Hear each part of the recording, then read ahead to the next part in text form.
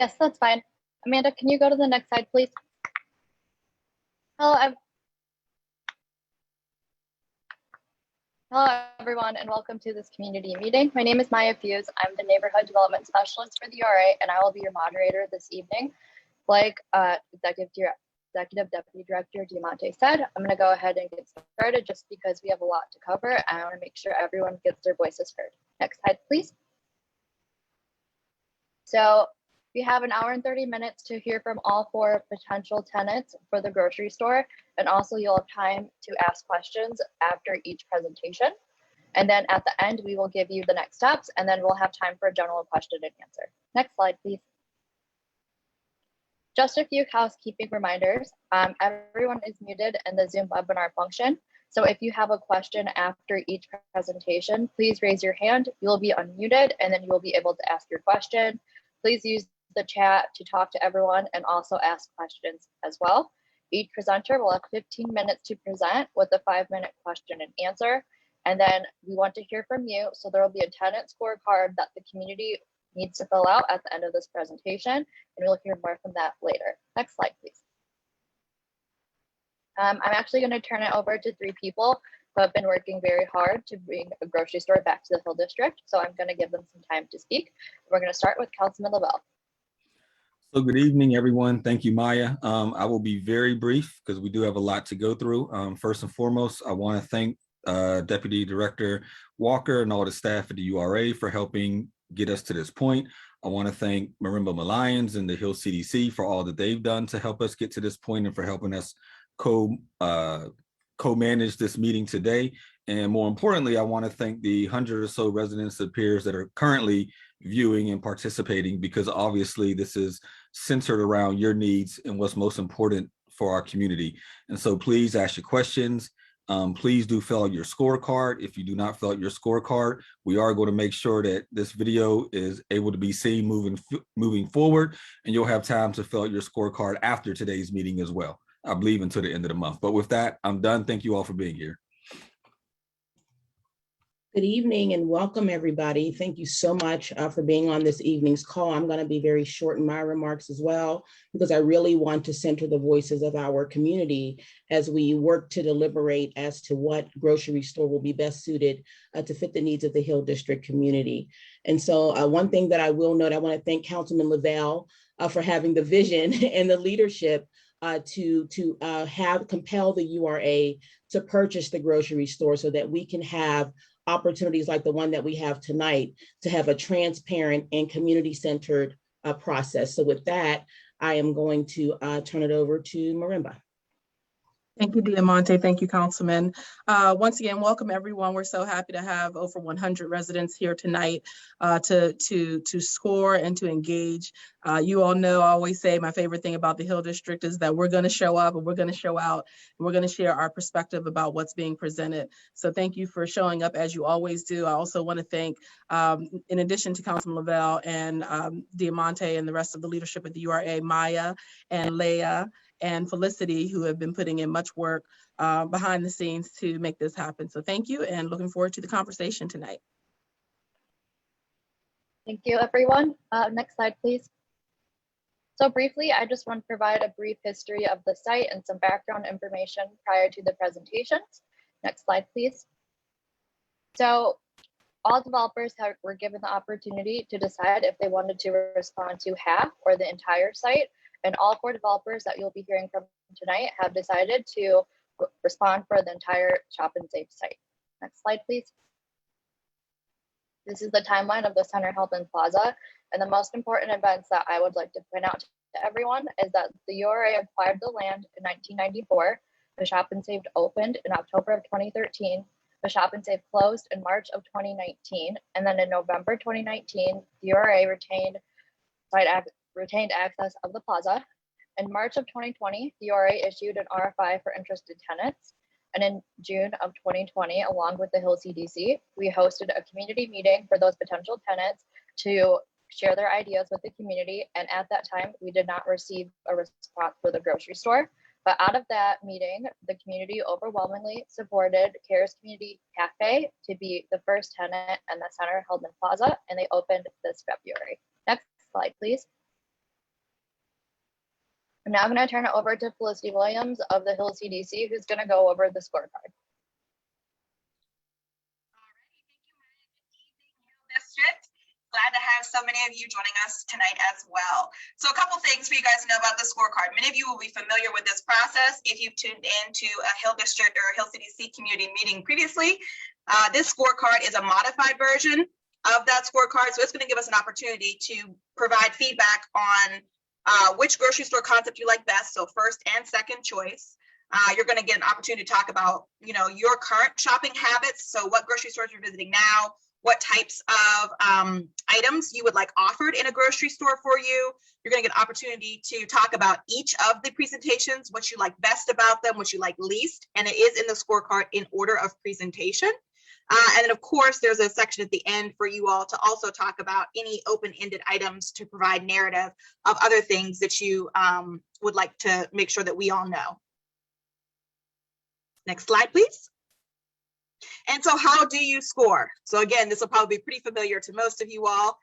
Go to www.hilldistrict.org/score.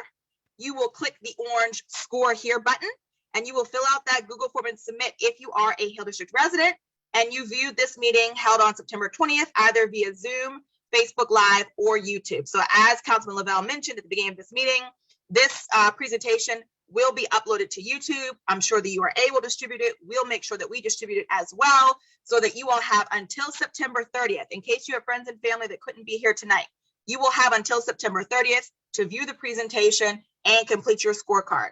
We're also going to have a member drop the scorecard link in the Zoom chat. Maya, I'm not sure who's tasked with doing that, unfortunately, but I can drop it in a second as soon as I'm done presenting.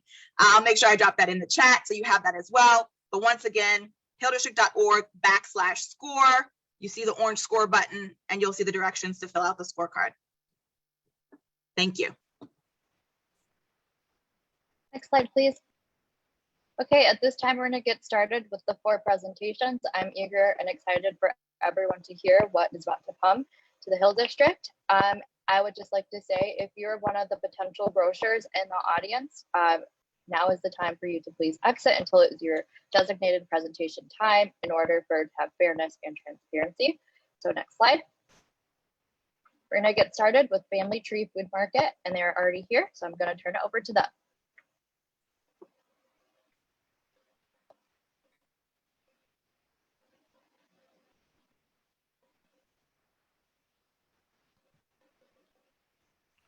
Hello. Can you hear me okay? Okay, I just need my video. If I can start my video, this is Daniel Craddock. Great, thank you.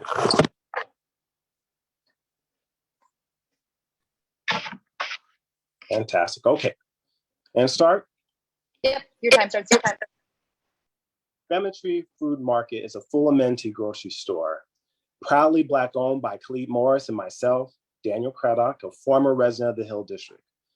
The tree in our logo represents the trait of nurturing families throughout generations. And for generations to come, Family Tree Food Market is committed to offering quality, affordable, traditional, natural, organic, ethnic, and specialty foods. Our store's shopping experience is best described as a hybrid between Whole Foods and Trader Joe's. But we exceed our competitors' experience, not only by selling affordable quality foods, but we show you how to get the most out of your food experience right where you are with your budget, your cooking experience, and available time. There is no other store that will come close to the experience and benefits that Family Tree Food Market would offer the Hill District. We make shopping fun, easy, informative, and customized to meet your unique budget, your health needs, and your cultural food preference. Next slide. Family Tree Food Market is a new and innovative grocery store model, unlike any store in the country. We have taken our commitment to ending poor access to nutrient food and our combined experience on our team of 70+ years to build a new concept that will lead the grocery industry to improving the way we live. Our team has experienced successfully managing Existing and new stores ranging from Sunflower, Wild Oats, Whole Foods, Safeway, Super Walmarts, to just name a few. Next slide. Family Tree Food Market started actually as a community study to curb the disparity gap between affluent and non-affluent communities. What we learned is that the food industry has a role to play in the fight against chronic diseases. Under our mission of improving the way we live, our primary objective is to build healthier communities. We want to do more than just sell groceries. Family Tree Food Market in the Hill District will set a new standard for how grocery stores address the health needs of our community. Next slide. In August 2020, a CNN article stated that the food industry is killing Americans. Only 12% of Americans are metabolically healthy, and that's leaving 50% of all Americans with diabetes or prediabetes, and same 5% living with obesity or overweight. Obesity is associated with at least 60 diseases, some of which can be improved through weight loss and restoring nutrient security in the Hill. We aim to meet the nutrition needs of our city with unprocessed fresh food, produce, meats, and dairy. Nutrient insecurity is the enemy of achieving long life, liberty, and the pursuit of happiness that is all of our rights. It triggers mental and physical diseases, renders many residents unemployable due to illness and disability, and drains our finance on health bills. Ultimately, it strangles our community's potential for growth. But at Family Tree Market, we believe that all communities should have equal rights and access to quality, affordable, nutritious food. We believe that food is the human right, and all people should have reliable access to affordable food as well. We believe that entrepreneurs and communities should have equitable access to markets, resources, and capital to participate in a robust, local, and sustainable food business. And Family Tree Market is your partner to make our right a reality. Remember, access to just any food is not enough. Next slide. So to make community viable, public health research has shown that access alone to quality foods is not enough. And as a result, Family Tree Food Market does more. We go above and beyond to offer more than just great tasting, affordable, healthy foods. In alignment with the health and medical community, Family Tree Food Market empowers our customers to make healthier food choices. Many people want to do better, but don't know how to create a food environment for their families. Family Tree Food Market will show our customers how to accomplish this through an array of tools that include a retail food experience that encourages our families to meet their health goals. We do this through technology. We do this through our dietary and nutrition center.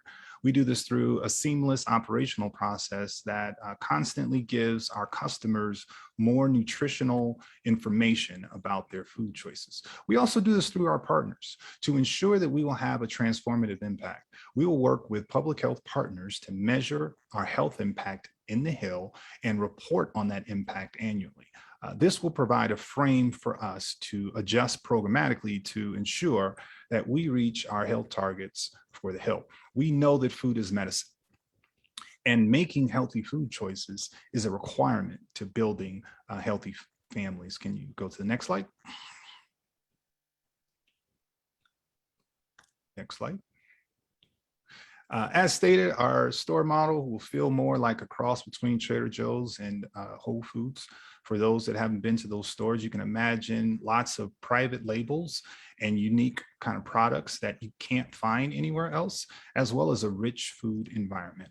We will also flood our food environment with health and nutrition facts. We will have a diet and nutrition center that provides dietary services. This center will accept health insurance and include family counseling and health coaches for little to no out-of-pocket cost. We'll also partner with groups like the YMCA and, of course, a reinvestment program that ensures your dollars are being recycled in your community. As a part of this program, a percentage of our SKUs will be dedicated to local food entrepreneurs to provide them with a platform to sell homegrown food products in their community. And additionally, as a part of this program, we will reinvest a percentage of the store's profits back into the community on an annual basis. Make no mistake about it, this store will be your community grocery store rather than just another store in a national chain. Next slide.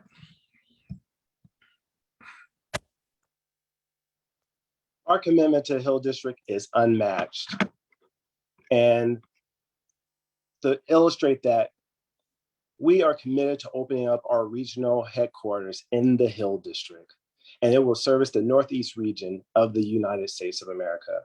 The residents of the Hill will be proud to know that they will serve as a national blueprint for not only a new store as it expands across the country, but also for public policy that can improve the way that we live across the country. This store alone will also generate 72 new jobs in the Hill, and we prefer to hire current and former displaced Hill District residents in our hiring process. Our starting livable wages is $15 per hour because we believe that that is part of the equation of wellness, health, and restoration. With our career training resources, our new store growth projection across the country, employees will be able to move up in their career and do well. But we are also offering each one of our employees profit sharing for all of our employees because we are convinced that it is the last company we want any of our employees to work for before they retire. We're also excited about building a food security, not only in the Hill, but in the city and state of Pennsylvania. That is so important.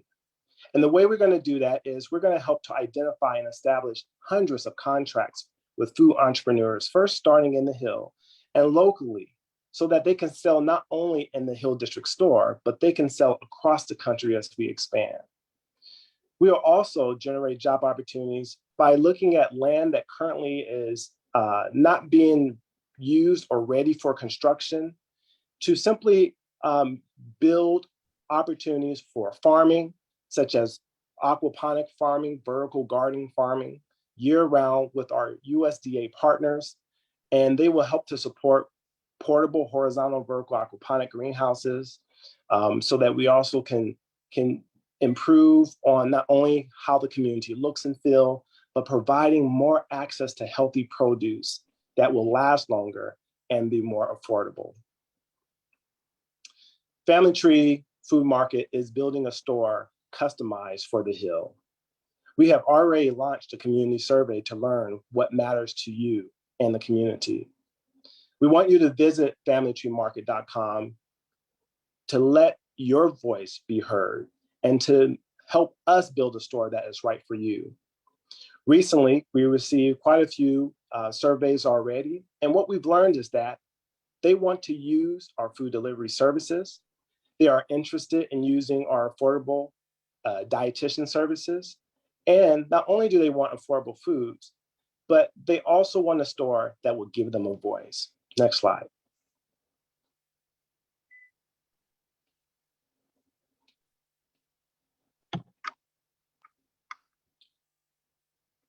Next slide.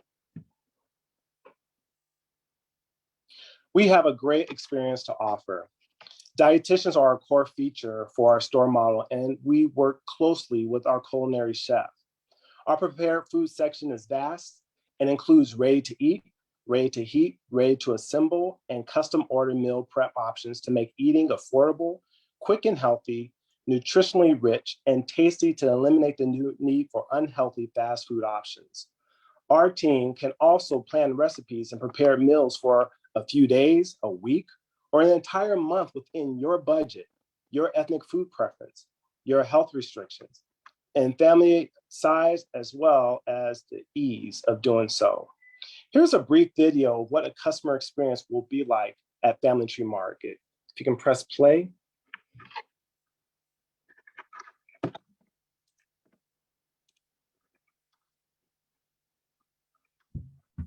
I'm sorry, but the video will not play. All right. So just to narrate this video, this is Plan B.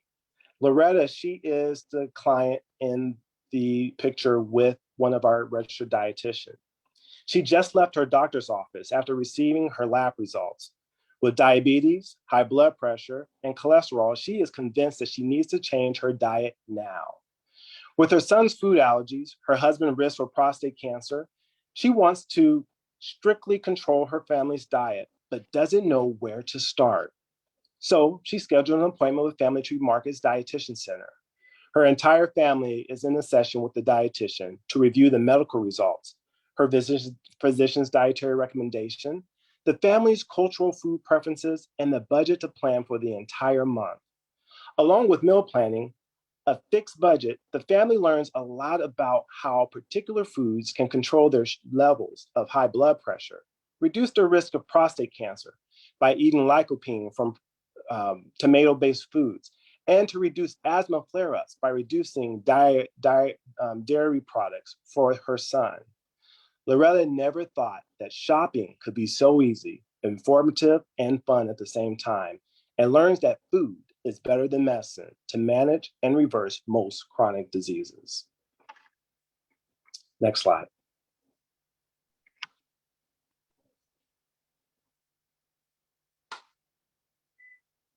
So after working with countless experts in the food industry and researching Hill District residents' historical shopping experience, we know what drives your buying behavior and store loyalty. Below are just some of the top reasons why Hill District residents will commit to shopping at Family Tree Market. And these are our commitments to you. And if I had to highlight number 16, for me, this is very critical. Our conversation and engagement with the community is not just one time. It will be ongoing and structured even quarterly so that we can continue to hear what products you need, what services you need, and our store will continue to evolve with the changing needs of the community. This is our commitment to building a store for you, not pushing a store onto you. Next slide. So we're extremely confident that we align with Hill District's objectives for this space. Consequently, we believe we're a perfect fit for what the Hill District needs from a grocery store at this time. Additionally, we believe a model as dynamic as ours is required for a space like this to be successful. We know that our model will turn this space into a community asset that drives local activity, returns lost jobs, and creates a new path for building wealth in the community. And Family Tree Food Market will also revitalize the Hill District by building a healthier Hill District. This store will be a flagship store in how grocery stores should partner with the community to improve health. Next slide. So in summary, while we are a retail grocery store that will offer traditional, natural, and organic, as well as local products, we do much more than that. And that's because we take a holistic approach to building healthy, sustainable communities. And this includes collaboration with the community and its partners to meet needs and achieve health goals, the cooking classes, the extended hours, the food delivery, the trolley that will help those that can't get to the grocery store easily, the dietary center, social services for those that need additional support, and of course, great tasting, affordable, healthy foods. We don't just increase access to these great tasting, affordable food products. We help create a healthier community to have a transformative and generational impact. Next slide. And to that end, I would like to open it up for questions, but 2 quick points first. We still are collecting data, so if you haven't already, please go to the Family Tree Food Market to fill out our 10-minute and 35-minute survey. We want to collect as much information from you as possible to build a store that's right for you, should we be chosen as a preferred vendor. Additionally, Daniel, myself, and an assistant will be in the YMCA on Tuesday from 4:30 to 7 p.m. We'll be there to answer questions as well as to provide any insight if you were interested in becoming a local supplier. All you have to do is go downstairs and check in. They'll let you write up. We do ask that you honor mask and health protocols. Daniel, myself, and the assistant are vaccinated. But with that being said, we'd love to meet you, speak to as many people as possible. If you can't make it, feel free to email us at info@familytreemarket.com. This concludes our presentation. Thank you so much for allowing us the opportunity to share. Thank you, Khalid and Daniel. We're now going to open it up for questions. Please bear with us as we unmute everyone who has their hand raised.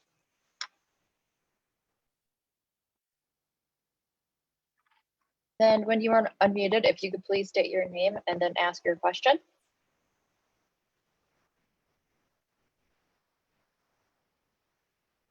L Tinker is up first. If you could please unmute L Tinker.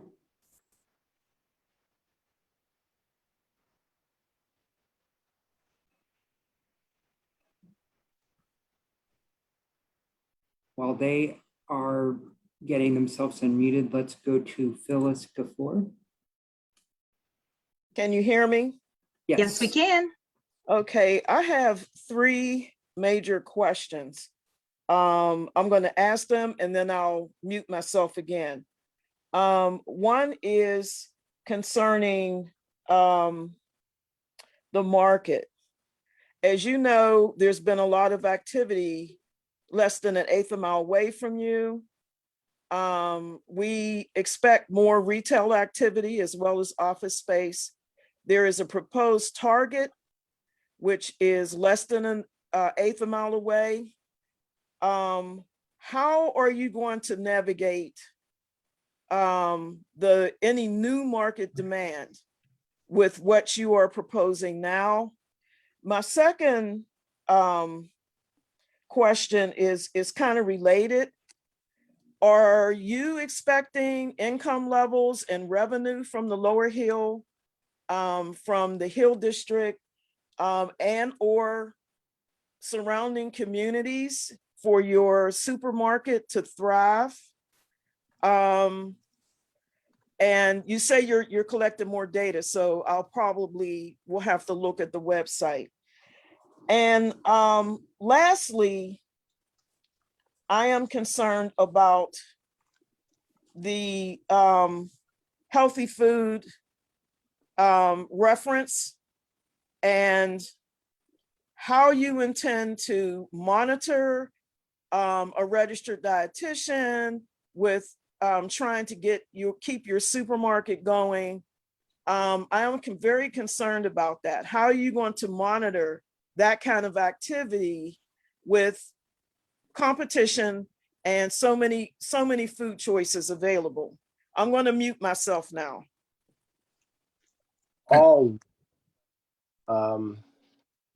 And I would love to respond. I'm sure Clea and I would both love to clamor on it. But the first thing I would have to say is the financial model for the store was, first of all, built on the assumption that it's in a low-income community, and we did not want to inflate our numbers.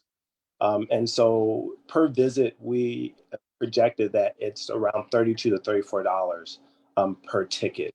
So as you can see, that's very reasonable for anybody walking into a store for a visitation. So we've really made sure that we built our financial model so that it's sustainable for a low-income community. No, it does not depend on anyone outside of the Hill District to make the store viable and successful for the community.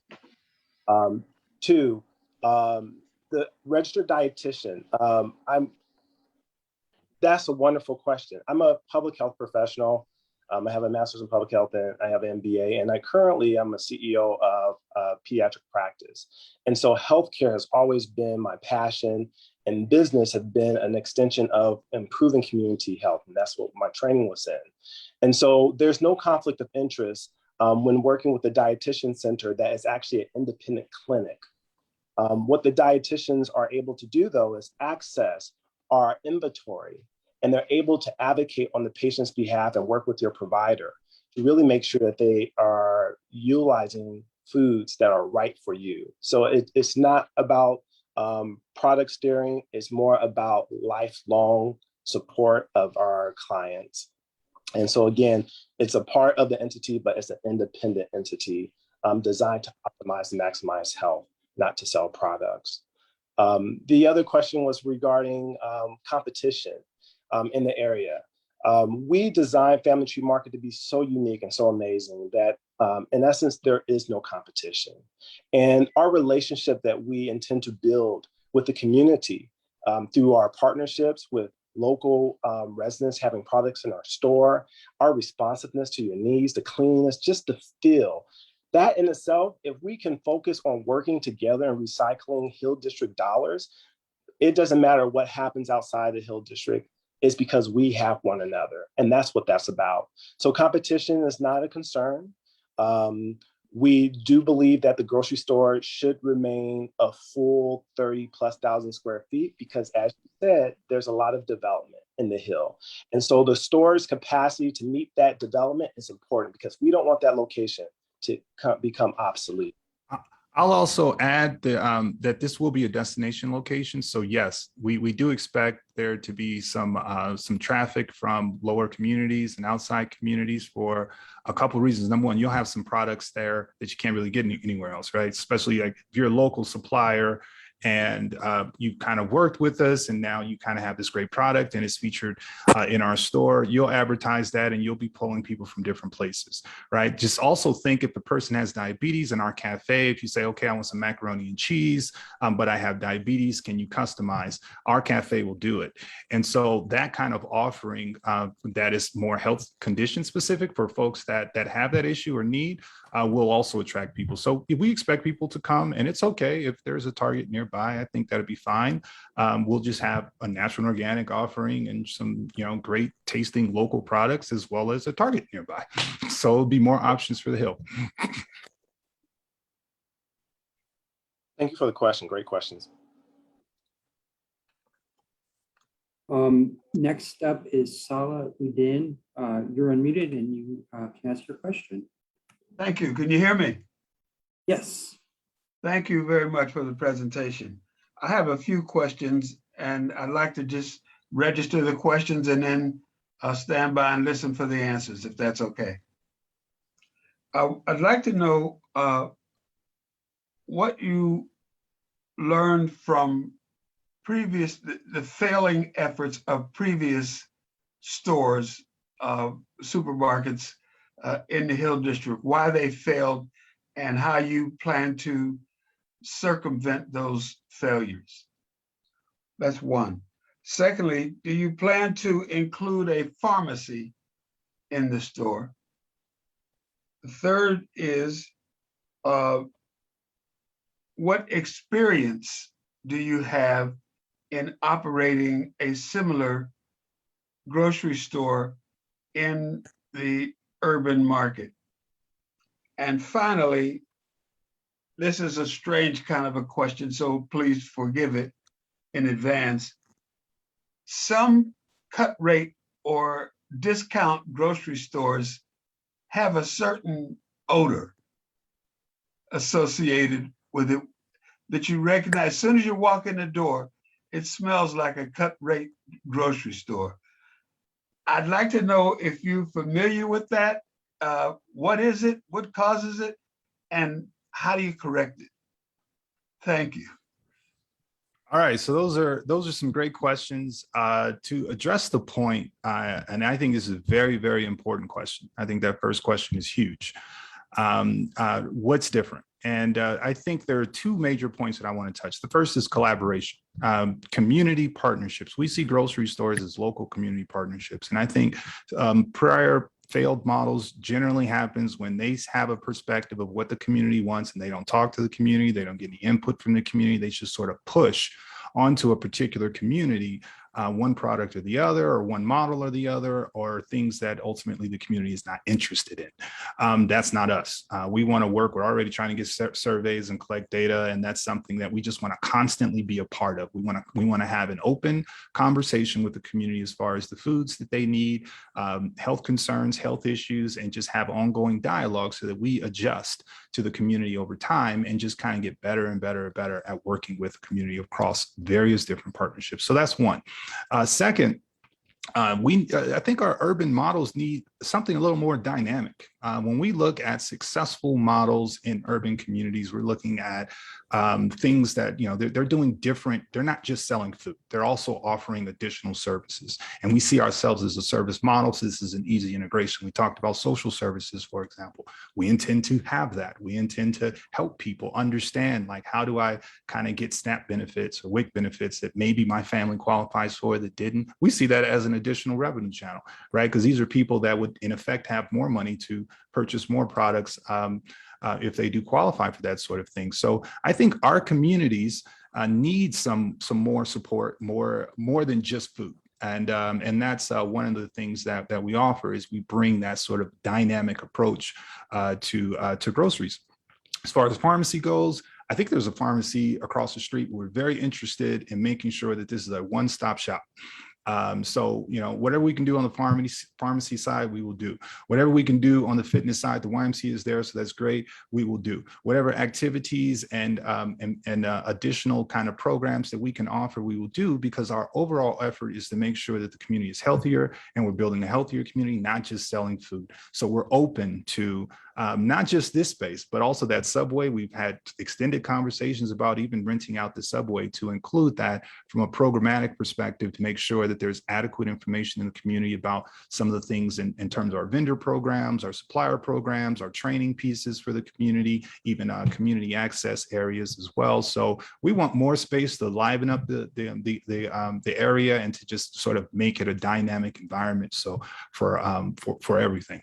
And as far as that discount growth, we are not a discount growth. Just to be clear, we're not into the discount sort of grocery model. We are into the supply chain sort of, growing locally, kind of having that space. You heard Daniel talk about aquaponics and that sort of thing. We'd love to kind of have an urban farm component that is direct pipe to this particular grocery stores right there in the Hill. And we'd love to have some discussions about doing that. That would be your discount. It's not really discount in terms of the traditional sense of discount. Is discount in that it's around the corner.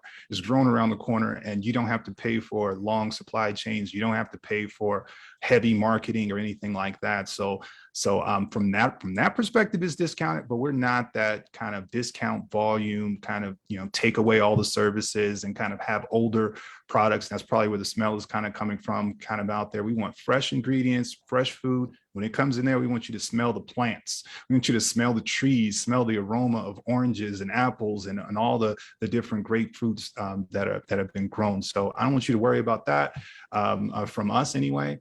But that's kind of our approach in terms of discount or affordability. All right, so we are going to kick it now to a couple written questions, and then we will go back to the live questions as well, just to make sure that we have a balance and we're hearing from everybody.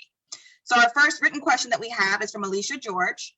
Can you give us an idea of pricing and affordability for the community? So I think that you guys touched on this a little bit. If you want to expand upon it, because there are some other questions in the chat as well that referenced, in comparing your store to Trader Joe's and Whole Foods, their pricing does not meet the need of the community. So we can kind of answer those in one swoop, and then we'll go to the next set of questions.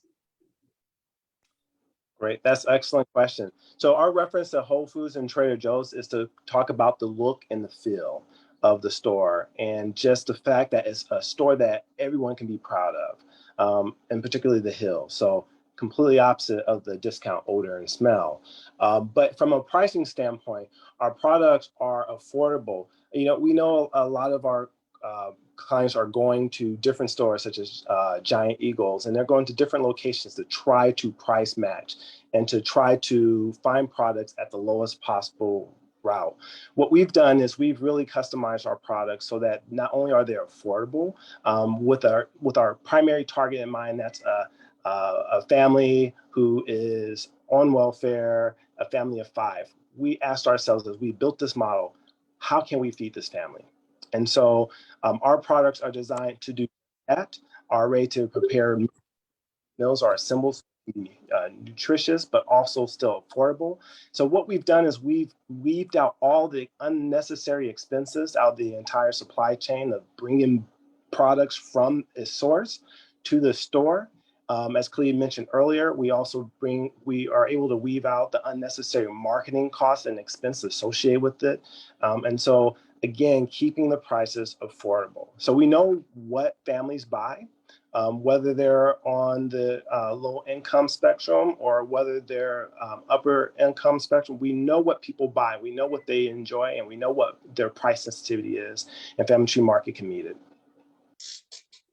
And for us, some of that gets into production. Our supply chain will reduce costs by just making it yourselves a lot of times. And also by having that local component, that also reduces that price, right? Like, so just because, it's natural doesn't necessarily mean it has to be more expensive. I think that's a misnomer in the community that is false. So, yes, we're gonna have a pricing strategy that allows for people at different price points to get all the food that they need. That's what we mean when we say affordable. Thank you. And I'm going to wrap this next. There's two questions also written that are aligned. So I'm going to wrap them together. One is from Felipe and one is from Ken Regal. Felipe asked, hello, thanks for this. Are there any family tree markets near the city that we can visit?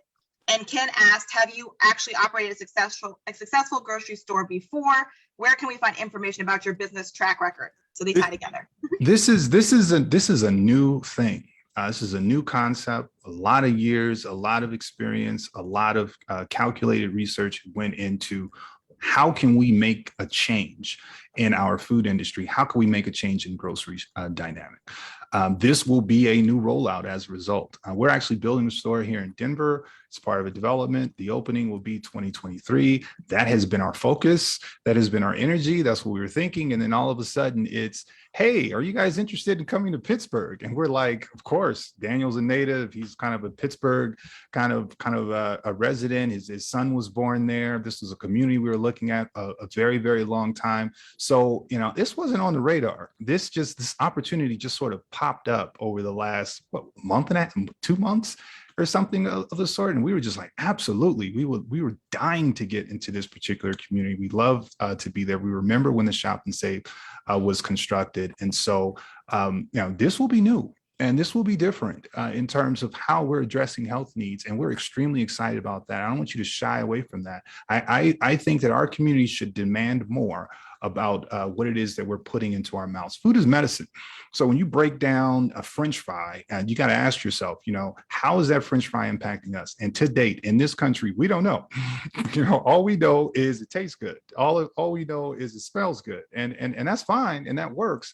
Our challenge and part of the research and why we put this entire thing together is because we want another layer of information. We want to know, does this work? Does this have any peanuts in it? Is this going to affect my son's peanut allergy without being uncomfortable or taking a guess or having all this unnecessary anxiety, right? So to do that, we have to produce something new because the current industry doesn't have that in the market. And so we have proprietary technology to support that. We have services to support that. We had to add all of these different levels and layers across research in order to really have an expansive model that works. So yes, this is new.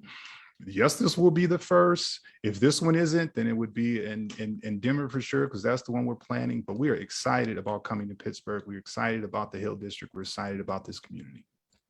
I just will echo the fact that several times in the talk, we talked about we have over 7+ years of experience working with and managing other stores. And these are our competitors. So we know our competitors. So we know the business, we know the competitors, and we know why customers buy and what customers need in the Hill.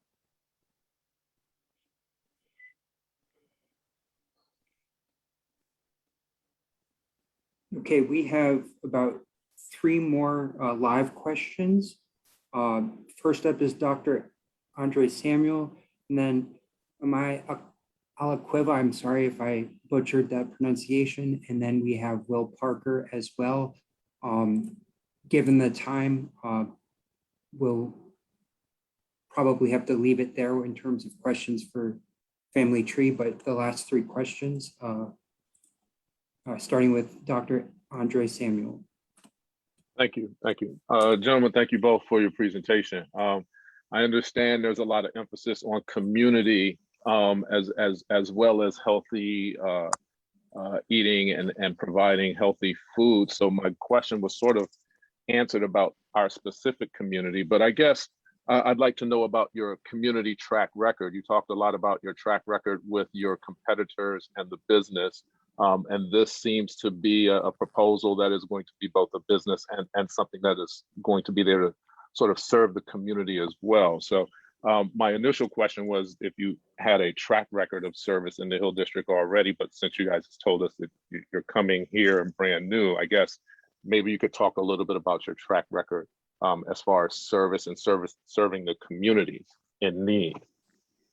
Thank you for the question. I do have a track record servicing in the Hill District. Again, as Khalid had mentioned, my son Daniel Jr. was born in the Hill. I lived 614 Manila Street, Crawford Square. And over the past 12 years, I've maintained great relationship with people in the Hill through friendships, through advising, because my background is also as a business consultant, and just supporting initiatives behind the scene. But apart from that, prior to having to relocate for additional training, I was on several boards in the Hill that was very instrumental in community development. I was on the board for Face for Macedonian Church. I am a choral alumni, which I'm very proud of that, and got to work with a lot of leaders in the community, such as James Meyer, Pastor Brian Edmonds, Carol Hardman, where we were the first group to learn community grassroots advocacy, community engagement, the green economy, and going into our community, identifying the problems, and then coming up with solutions and getting the community to rally around it. So I am very appreciative of Saladin for being very instrumental with getting Choral Pittsburgh started. So I've been around on several boards, I've been around servicing, and the Hill has always been in my heart. And so for me, this goes back to the Hill District's prime directive, and that is to retain Hill District residents and to allow people who were displaced or people who left to come back. And so I'm bringing back not only my commitment, my training as an international MBA, but my training in public health as a community health science person that focuses on doing risk management, asset mapping, needs assessment, and saying, what do we need to do to build sustainable solutions? So that's my training. That's my discipline from UCLA. So again, apart from having a team that is experienced in building new stores all across the country, apart from having store managers who have worked with our competitors and have been extremely successful, we are very well positioned to care for our people and to do it in excellence to make you all proud. Will Parker? Yes. Do you hear me? Yes. Okay, thanks for the presentation. I just wanted to know, well, basically echo off of what the last question was, the community involvement these gentlemen have been in as far as what services they've offered. Have they even given out free lunches to any kids so far? I mean, this is very important that we see these initiatives first, but I think that question was pretty much answered. So I'll just go on to my next one, which is, what is the planned percentage of that will be of a product that will be shelved at this store that comes from local entrepreneurs? Question, I wanted to point out in terms of community engagement before coming into community, before the Hill District opportunity opened up tangibly for us, although for several years I've reached back out to the community to say, hey, what's happening? How can I get involved? Our focus was in Denver, in a community that is hurting just like the Hill District. And what we did prior to that store starting to form through development and design, every week we did a farmer's market to make sure that families had access to affordable produce and meats. And we made sure it was SNAP eligible, so that people who had different forms of payment were able to buy products. And we made sure that they got their eligibility so that they had access. So engagement prior is really powerful. And so that's what we've done for years prior to the Denver location even coming to fruition. But that won't actually predict the impact that we're going to have right now in the community. We are ready to open our store in March of 2022. That's how committed we are. So I just want to point that we answered the other.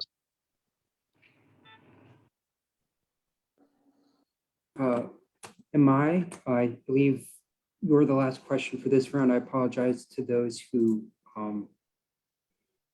we couldn't get to, but you can leave your questions in the chat or in the Q&A for Daniel and Clee to respond to. So with that. Daniel, let me just add really quickly. I've been copying and pasting some of the questions from the Q&A into the chat so that the Family Tree Market team could also respond. So you guys, if you're on Zoom, I'm trying to type. I got you. They're coming fast, you know, and we'll also be Yeah. out there. Just you know, we'll also be out there next week. So you know, you can always come by and ask us those, or you can send us an email. I want to make sure we get to all of them, but I want to be respectful of everybody's time because I know it's about time for us. So let us know the best way to answer these because I know that there's still some left. I was trying to respond to one, I think Rachel's, but you know, I don't know what's the best way to kind of handle it. Thank you, Sandy, for your question about the pharmacy. We actually went to the pharmacy located in the Hill, and we asked them, do you intend on expanding your hours? How are you doing? Or do you feel like you're meeting the, and they said yes. So we don't want to displace them, partner with them, but if we find that it's not enough, then yes, we can certainly look at opening up a pharmacy in the grocery store.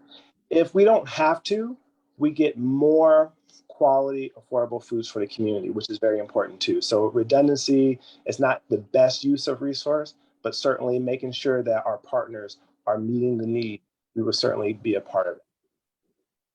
Ime, I think you are up. You are our last question, unfortunately, before we have to transition.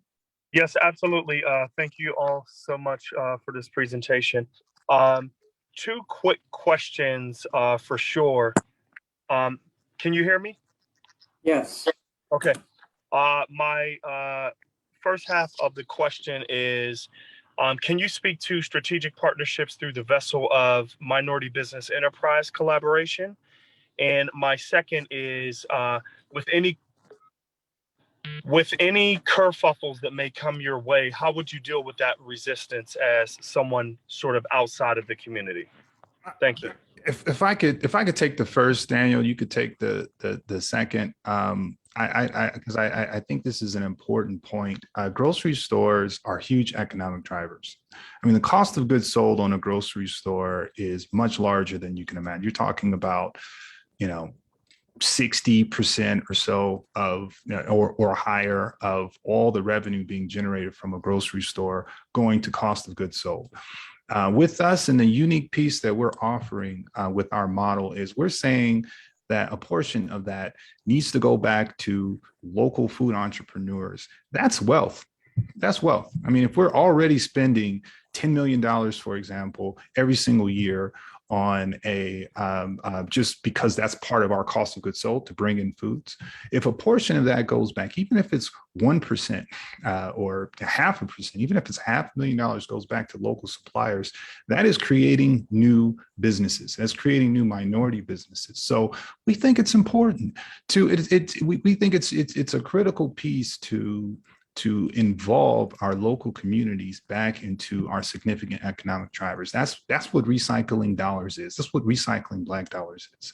And we want to take that slice and offer that back to the Hill through this particular opportunity. And if that means that a minority business starts, someone in the community starts a food product, they launch it with us, they kind of do some things, some people like it, and then they say, okay, we want to expand and start distribution and kind of offer it to other grocery stores and do that, and we're no longer working with you guys, that's fine with us.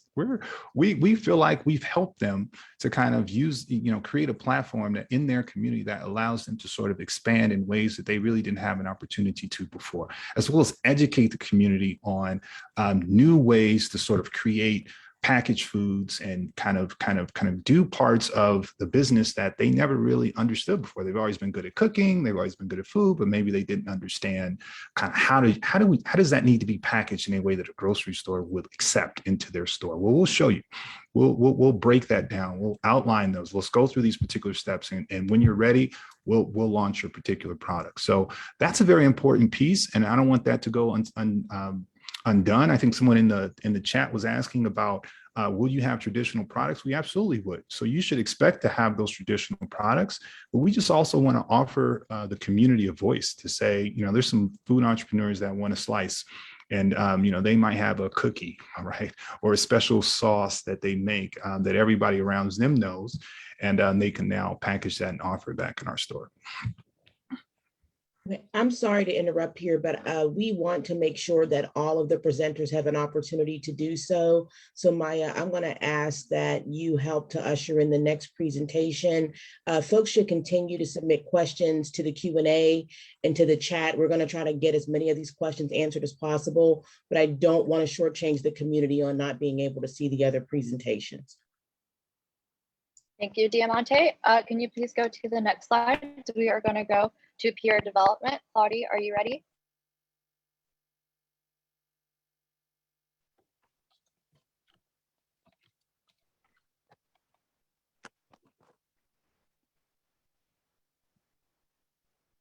Claudia?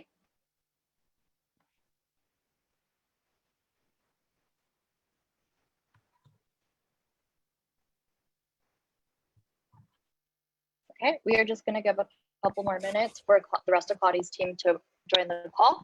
So Claudia, can you go ahead and start the present? Yes, Felicity. I'm sorry, they're in the chat right now saying we're coming. I don't know if you saw that. This is Sam Pierre, co-founder. We are coming now. Okay, all right.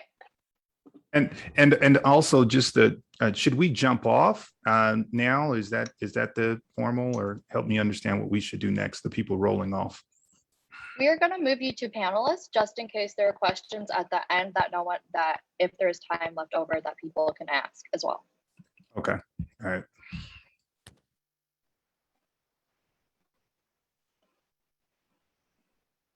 All right, so I'm going to have Claudia's team go ahead and get started as we work on the rest of the team to join the call.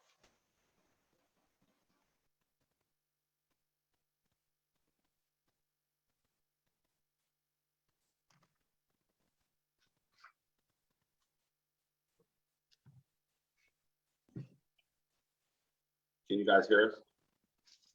Yeah, yes, we can.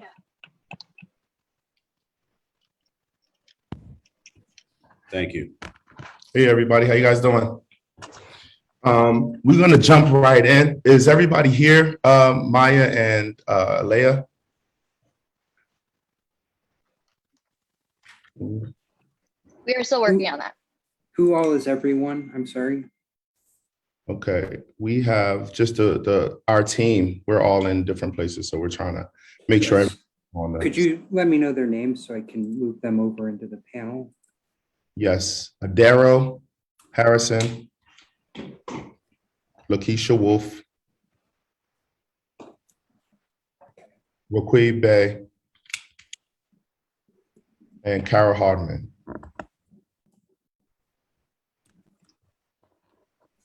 It doesn't look like they're in the attendees room, but let me check. I'm on for panel. This is Raquel Pai. Hi.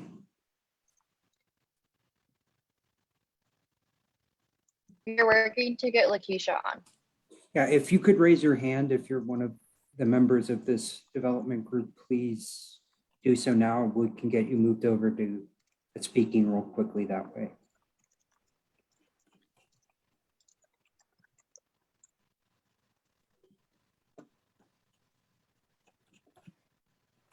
There's one.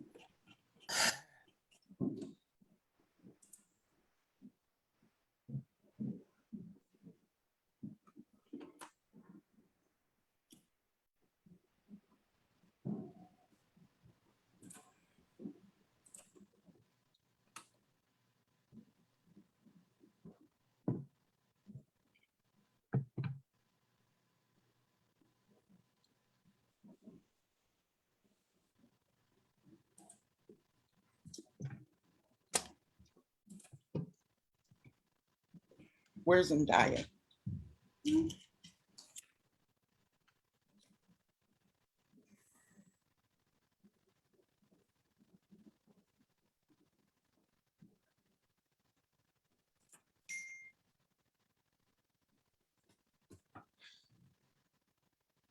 Here's okay. All right. All right, Adara, you could go to the next slide. I just wanted to say hello, everybody. This is Samuel Pierre, my brother. He's a developer from New York City. He's been a part of our team, HAC, doing a lot of things. Want to say what's up? Hello, everybody. We're looking forward to making this presentation and letting everybody know how our plan and our programs are going to be able to help the community.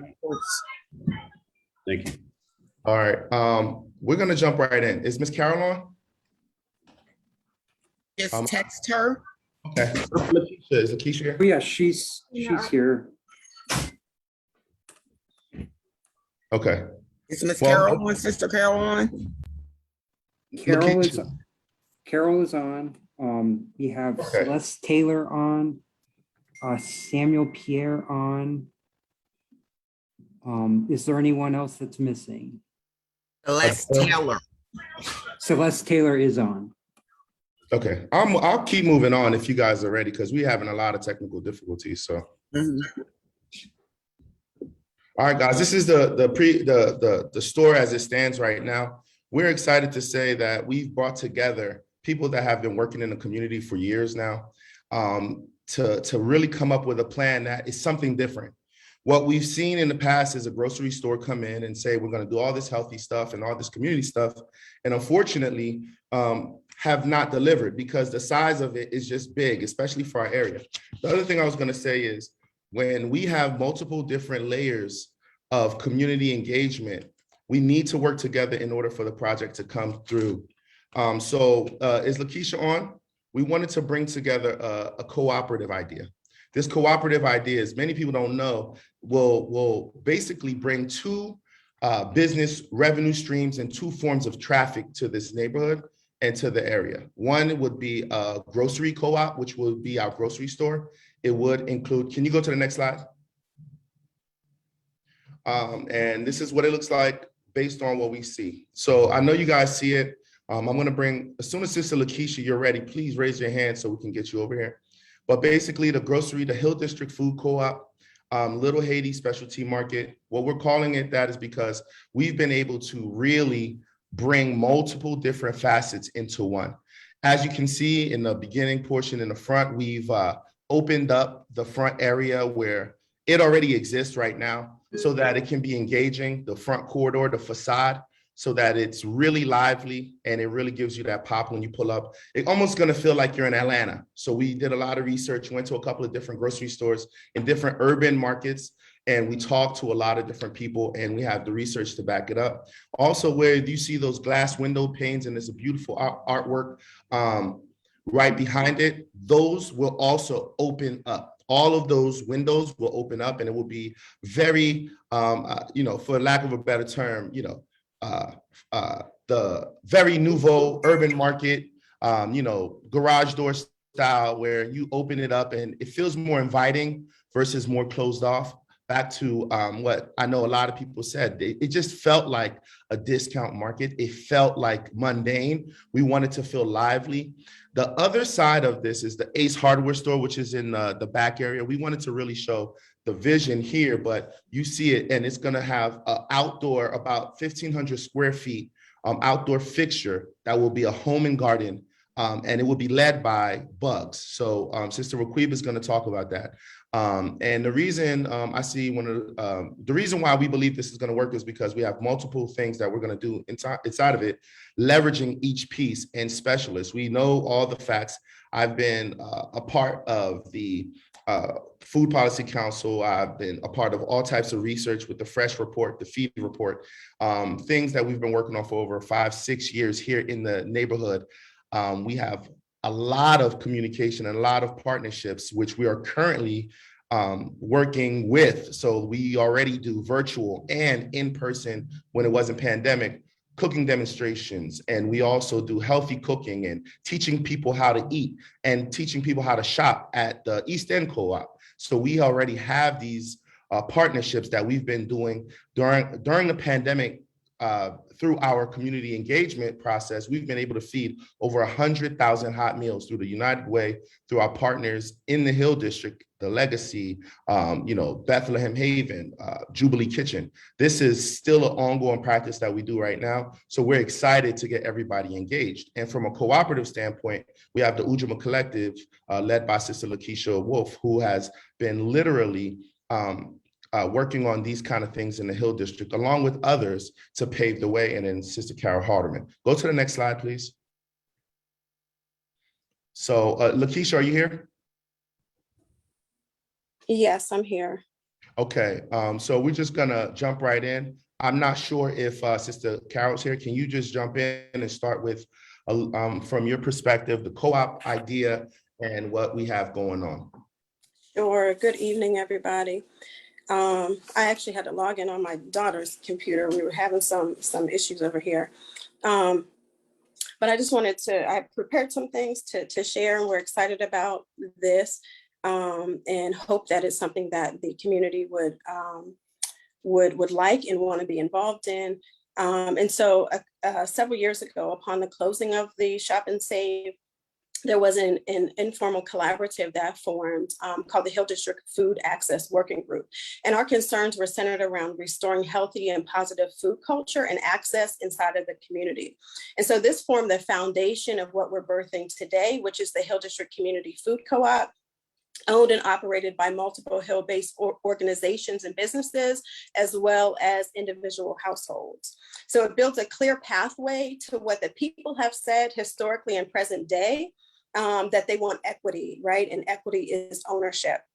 So a cooperative is an autonomous association of people united voluntarily to meet their common economic, social, and cultural needs and aspirations through a jointly owned and democratically controlled enterprise. Co-op businesses are owned by the people who use and or provide its services to increase affordability and access.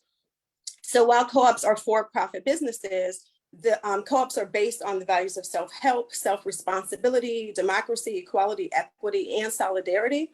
And its members believe in the ethical values of honesty, openness, social responsibility, and caring for others. So the Hill Community Food Co-op will provide shared equity ownership and decision-making directly for and from the neighborhood. And it focuses on an operational model that's built around principles that center local workers, makers, and producers from the Hill and the Black community at large. Additionally, we're building relationships with regional and national wholesalers who share our principles for providing quality, healthy, and culturally relevant food and retail experiences. And our Hill Co-op will be a hybrid co-op model, meaning that the ownership and the governance will be shared by both the workers and the consumers, which means that each Hill organization and each individual household that participates will participate economically in a financial share in the business. And then each person, each group will receive one vote for the board of directors, who subsequently hires the management, and each individual reaps the fair benefits for their use of the business. And so this would be a full service grocery co-op, also lovingly, as you saw on the slide, called Little Haiti Specialty Market. And it'll offer all of our shoppers a feeling of belonging while still lifting up the historic cultural identity of the community through prepared foods, special events, multiple wellness offerings that include organic bulk foods and natural herbs. Additionally, of course, rounding out our offerings would be in the home and garden department, right, which is the Ace hardware store. And Ace also is a cooperative. It's a hardware retailers cooperative. Its main entity is based in Illinois. It's the world's largest retail co-op, the largest American non-grocery retail cooperative. So it shares those same values that cooperatives do, right? And not putting profit over the people or over the community in which it serves. And so the ACE Corporation is owned solely and exclusively by the local ACE retail entrepreneurs. And in this case, the Hill District ACE would be owned locally, and it's passing on the savings from its cooperative to our community. And then it has the ability to source from local and urban growers and producers supporting local businesses. So the benefits of co-ops are immense, right? There's savings for its members, it's keeping money circulating locally, there's social and cultural benefits, there's care for the community. And while this is not an easy step for the community to make, we highly believe in the power of the people, right? And we know that the Hill District community can do this for itself. And the best thing about that is, we've been working on cooperative throughout the community, and it's not a perfect answer just yet, but we do know we have the organizations that have been working on it. There's a cooperative month next month, which will be literally dealing with and working with cooperatives from around the entire nation to really make sure, from a maker space to also buying and selling in bulk goods. So we're making sure that the makers and the people in the community really have ownership of it. Next slide, please. And then we're going to zoom through this. If you want to break down the space a little bit, this is the breakdown of it. This is a co-op. You see, we have the pharmacy and Black-owned dry cleaners as well. We've engaged with 2 Black-owned dry cleaners. We've engaged with pharmaceutical operations and the co-op market. We also will offer beer and wine. And then there's already a built-in eatery and commercial kitchen, which will be making sure that we activate by having an RFP for, I'm already in the catering business, but we do want to basically engage with some small businesses to make that an incubation kitchen to really get some really local talent up and going. As you can see, the Ace Hardware Store Home and Garden on the left, that has all the home and garden on the outdoor. It'll reach all the way back, and that will be literally an oasis to really have all things outdoors, grills and things of that nature. So we're gonna go from there. Next slide, please. And this kind of just breaks it down if you're looking over to the building. This makes it so that one of the things is when you see it like this, it shows you that we can actually do these things. It could be a hub. It can be where we come together regularly and do multiple things, a true one-stop shop. And this is where organizations that already are working in the community that already have expertise at this. And this is one project that we all can come together, even if we don't always see eye to eye. One project that we can come together and do. And it has been proven to be a successful model because the ACE model also works with 5 other grocers in the Pittsburgh market. So they have a lot of success driving traffic to the grocery store and the grocery store driving traffic to the ACE hardware store. And with the amount of development that's happening in the area, it's almost a no-brainer as to how they can lend to each other. As far as the cooperative space is, the East End Co-op, although it has had some challenges, has been very successful at the cooperative model. And when you look at some of the other communities, Asian and Islamic and everything else, you'll notice that they come together to make a project work. And instead of us making everyone else money, this is an opportunity for us to truly make our community start to recycle the money inside of its own doors. And this is the reason why I believe City Council and the URA actually held the building for the community to come together to start to move forward with an opportunity that we can have community oversight, not someone else coming in and saying, hey, we want to try something out and we want to do something that may work. This is something that we all have been doing, is proven, and we can make it a financial model, even though profit is not what we're pushing. We want it to be very viable, and we want to make a lot of money for our community to recycle into it. So we'll have a community fund that will profit share into. Next slide, please. This is a couple of images. Like I said, there's 5 Ace hardware store, grocery store combinations around the Pittsburgh market within a 15-mile radius. Next slide, please. Right now, this is what we're calling a cooperative project. We want it to be activated. We have the expertise. We've never seen a time where the community has this much money coming in to the area, as well as we have administrators changing, and we've been working with these groups for years, and now we can do it together. The other thing I wanted to say is the cooperative model allows us to make money and to keep money and to keep our made goods. So like Sister Lakeisha said, this is an opportunity for us to really make things and sell them on a high level. We already have been incubating small businesses. Now is the time to take it to the national level, especially with the context that we have. From a workforce development standpoint, we already have been working with multiple workforce development agencies in our Hill district. So we're focusing on the Hill as being the primary source of our workforce. We are also making sure that from an economic development standpoint, that the money goes back in. So the community fund that we build, we will be basically able to fund smaller projects. And like Sister Carol, she would tell you right now, the cooperative around housing, around utilities, the consensus group have been, very strong in making sure that we have other needs met, and we're meeting people where they are, not just, hey, come to our grocery store. We are literally a cooperative that you have ownership in, you have a say in, and it's checks and balances, not one organization or one group of people saying, hey, this is what the decisions need to be made for the community. And we have all the science. We work closely with UMI, which is Upward Mobility Initiative, around analytics. We also work with a lot of the organizations such as, the Forbes Funds and Poise Foundation to raise money about, the social determinants of health and making sure that we are healing people with our co-op as well. And it's a healing space as well. Next slide. I'm gonna try to blow through this. These are some of the organizations that we've been working with for years now. They all, like Mr. Richard over at the Federal Credit Union, will be helping us make sure that the people continue to have the financial literacy piece. And we're working with some national banks as well. But this is a clear indication of what we're doing now.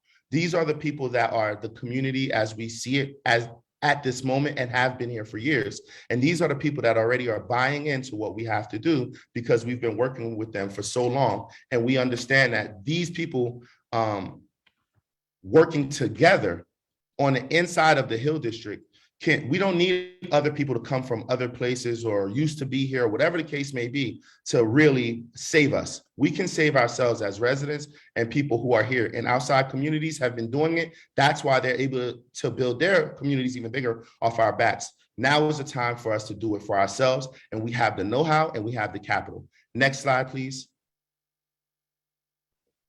You could go to the next slide. This is just basically commerce. It's a little. So one of the things I wanted to talk about, Little Haiti specialty market. Now, obviously, we are excited about having something. Little Haiti is actually one of the names that they dubbed the Hill years ago. And also it stands, if anyone knows the history around Haiti and being the first Black republic to really get its independence, fighting off, the French Army and Navy, it was historic and monumental to our culture as Black people. So just wanted to put that out there, that there's a lot of, there's a lot of resilience behind the Hill District and fighting off people from coming in. Even though sometimes we don't feel like we're winning, we've been able to really fight, and the ancestors before us and the people that's fighting every day to make sure that we have a beautiful Hill District that is owned by us and for us. And like I said, I wanted to feel like Atlanta, music, and we're gonna have, all types of things that we're gonna do in the parking lot, which will definitely celebrate the Hill. Next slide, please. Raquib, can you talk about the Yes. urban agriculture, please? So yes, hi, I'm Raquib Bey. I'm an indigenous resident of the Hill, and I live on the Hill as well. I'm the founder and executive director of the Black Urban Gardeners and Farmers of Pittsburgh Co-op. We came together for instances like this to make sure that Black growers were successful because we were dealing with inequities, and we're doing the same thing again. So part of this is we got the Hill District Food Access Working Group together, mirroring the Homewood Food Access Working Group that we started back in 2018 when Shop and Save closed, working with various people. So what we did is created a green print, not just for urban ag, but for food sovereignty, for food justice as well, to share with everybody. And I'm glad that Claudia, Lakeisha, Sister Carol from the Hill District Consensus Group, that we were able to work in concert to do this. So we will be helping setting up DIY classes for urban ag, various free classes to learn how to grow food, land access as well here in the Hill District. But it won't just be working with Bugs Pittsburgh. Anyone, any different organizations are welcome to help, such as the Martin Luther King Community Garden, Kent Bay's Peace and Friendship Forum on the Hill, any organizations in Pittsburgh, such as Soul Sisters as well. We developed a green print basically to share it with you all. We found out that it takes 3 to 5 years from concept for white cooperative grocery stores to start, but 5 to 7 years for Black cooperative grocery stores because of the disparities. We've been doing this work for 5 years, and it's definitely going to be a cooperative that is resident and community member owned. And we will be eventually having community meetings so you can put your input in this. But that's very important. And I heard mentioned before You know, we are working on the Hill already, boots on the ground. We are living from or working on the Hill. For instance, we gave away on the Hill with the help of Chef Plotty, free hot meals as well, but a free market that we did twice a month in the Hill from January through June, where we gave out 7 to 10 tons of food. And Chef Plotty's Eat Initiative was very instrumental in helping us with hot meals in the Hill District. So we've been doing this for a very long time. That's my piece right here. Thank you, sister. And I'm gonna close with this next slide, please. Claudia, I'm sorry. This is Carol. I'm sorry. I'm having video tech. We all did, Sister Carol. We all did. So you go ahead, say your piece about the I history. just want to say my piece real Yes, quick. you can close us out, Miss Carol, if you want. Reading But go ahead. the chat, and I'm looking at, and I'm like, I think right now that we have to understand this is about community ownership. Black people owning their own and writing their own destiny, their own future. Now, need me remind you that Black people were made to build this country, right? And so we don't have ownership in a whole lot. But I think right now is the moment. You know, we go to two cousins. Where does that money go? Back out in their cars and back out where they live. They don't put their money in our community. So this is the whole point of community ownership, co-op, that we have to come together and start thinking together so that we can build our own and lead our own destiny, regardless of what. And I think it's been way overdue for the Hill because we done had 2 shop and saves. And, you know, although, you know, we do need a grocery store, that is important, but we need to be our own owners and lead our own destiny. Thank you. Thank you, Ms. Carol. And in closing, we have a pro forma, a 10-year pro forma done by a third party, Sims, that shows the viability of the Ace Hardware store alone. And then we also have a pro forma for 10 years for the grocer side. And that is, we had to go and get a third party because we wanted the numbers to show that it could sustain. And what they said to us at Plotty, at 30,000 square feet, it's better to have multiple traffic sources versus having one grocery store. That's what we did in the past. It did not work. So now we're saying, hey, with a hardware store to drive traffic co-op to another co-op with groceries, that's how we're going to make sure that it ultimately brings people together and the money stays in it. The ownership is in the Hill District. And yes, we're going to have opportunity to grow and to really make a difference if we're working together. Next slide, please. You can go to the next slide. Just our offerings. That's what I was just talking about right there. Yeah. And then lastly, I'm just going to say it like this. You know, we have a chance to hire our people from a workforce standpoint, train our people. And that's what the EAT initiative was talking about with the empowerment, awareness, and training side of things. We've been able to help thousands of people with fresh produce. We believe that's a basic human right. And teaching people virtually and also working with local organizations in the past, before the pandemic, and then really ramping up during the pandemic. So we're fortunate enough to say everybody on this call that you heard from today is actively working in the neighborhood. And now we have the numbers to back it up. Now we also have capital lined up to back it up. Now is the time for the Hill District to come together and make decisions instead of letting someone else come and put their resources and say, hey, they own it, but we can shop there. That's not what this is about. This will have community oversight. This will have all the community benefits. And I'm telling you right now, you got to look yourself in the mirror and say, I want to own this space. This is ours. I want to have a say in how things go. I want to have a say in the ownership structure, as Lakeisha said, from organizations to personal members. This is how we start to win. This is how we take the Hill to the next level until the new years are coming. And all that development around us, we're developing our own. And so you can go to the next slide, guys. The team that put it together, I'd be remiss if I didn't give everybody a shout out. So these are the people, and we will have an FAQ sheet, a website. We have national media with Viacom and BET coming around food security. We had a big campaign last year, which got over 4 million views, and we would love to bring that more. And we're working with a robust team to really show what we're doing around food security and taking this to the next level. Next slide, please. So thank you to the whole entire team. And like I said, turning this space into ours. It wasn't ours before.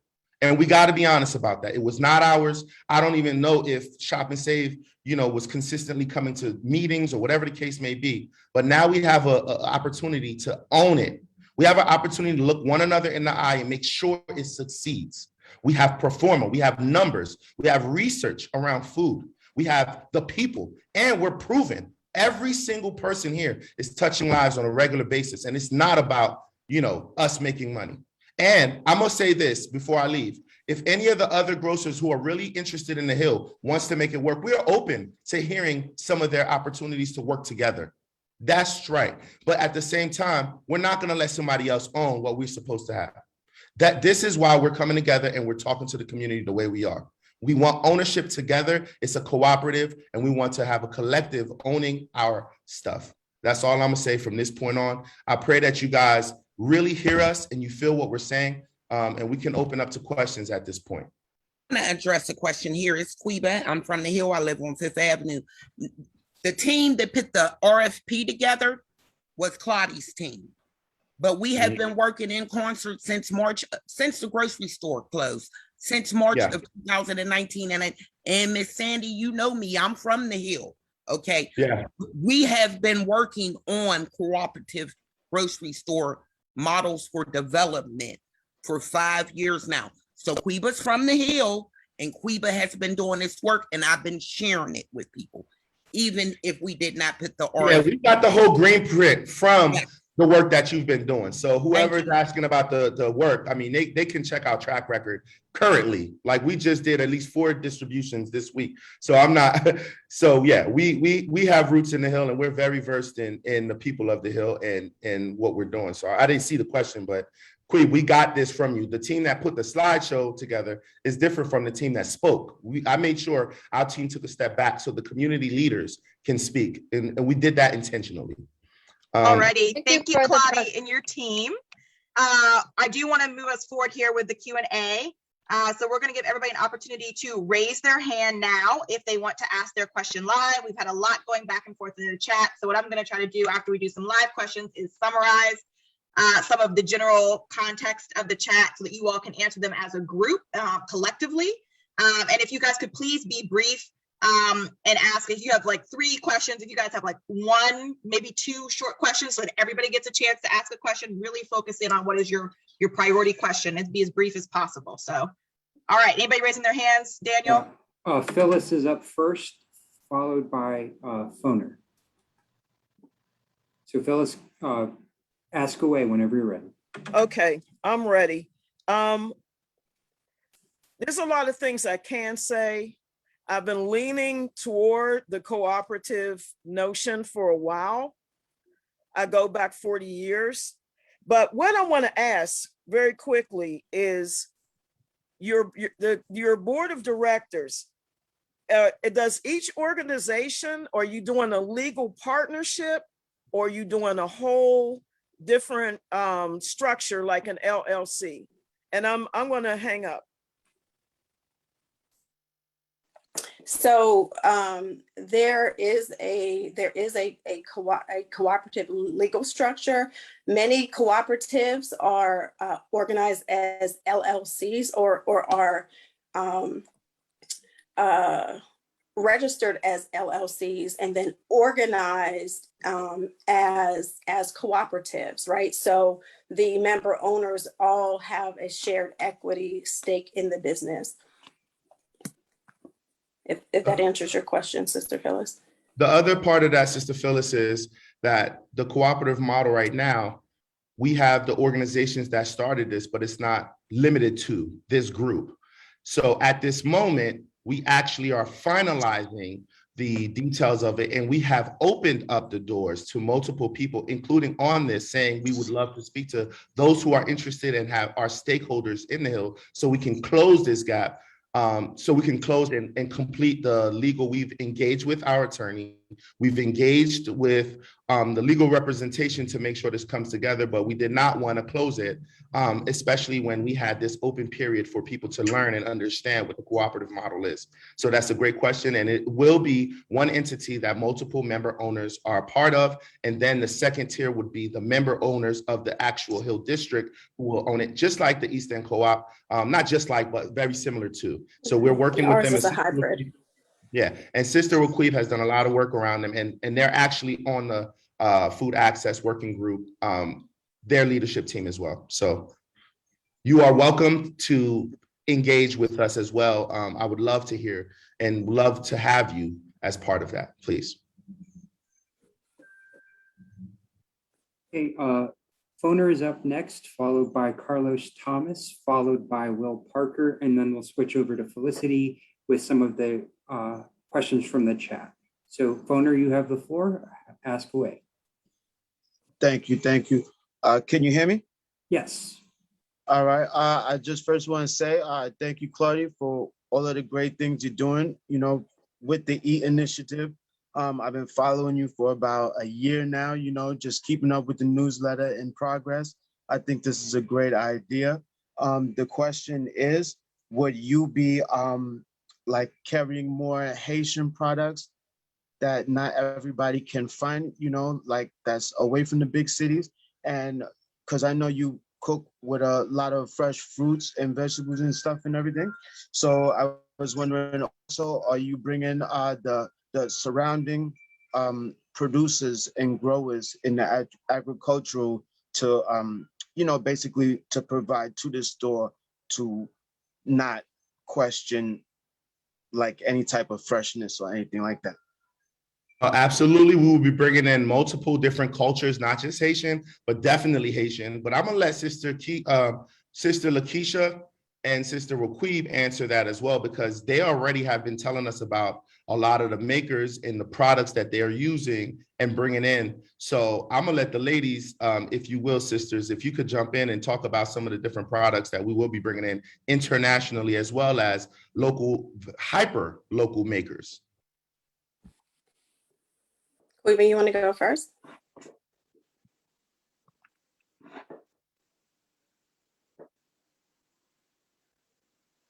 Yeah, go ahead, Lakeisha, please. Okay, so yeah, it's going to be a good mix, right? So there are regional and national wholesalers that we can get a lot of traditional foods from, right? So all of the food offerings that you would normally see in any regular grocery store, but also because it's a community-owned grocery store, if the member owners, right, and feedback from the community say that they want some different offerings, some specialty or ethnic foods, that's something that we can definitely source. I think that what's also really important is that we offer healthy and natural options, right? And offer our community some alternative sources for some of what they have traditionally been offered, which hasn't necessarily been their own choice or choosing. But in terms of local, right, we definitely want to, like has been said, right, to support and source from local farms and local producers, and that includes in every department of the grocery store. So health and beauty, right, there are a ton of health and beauty producers in Pittsburgh and in the greater Pittsburgh area. We want to support those businesses. There are a lot of family farms in the region where there may be produce that's not being grown in some of our urban farms, right? And so we are open to and looking at multiple sources, right? But a lot of it does tend to be influenced by the community and the member owners of the store. So you know, I think that what's important to note is that we may start in one place and it's going to grow. So we may have traditional things and then a few specialty items, but it's really feedback from the neighbors that lets us know which direction we should go in. Yeah, and so IGA, so International Grocer Association, Independent Grocer Association, and also CNS. CNS is the wholesaler we'll be buying from. A lot of the regular core items, that's where we did our pro forma based on. We also added a percentage of hyper-local things, which is what Sister Lakeisha is talking about. And so we can actually literally increase the percentage of stuff that we're selling to the people based on the analytics and what they're telling us, the feedback that we get from the community. So we'll still have all your milk and all the different kinds of breads and things of that nature, but we'll have a percentage. I think we're looking at a pretty sizable percentage, 8 to 12% right now. That's going to start to come in at first, and then it's going to grow as much as we want it to.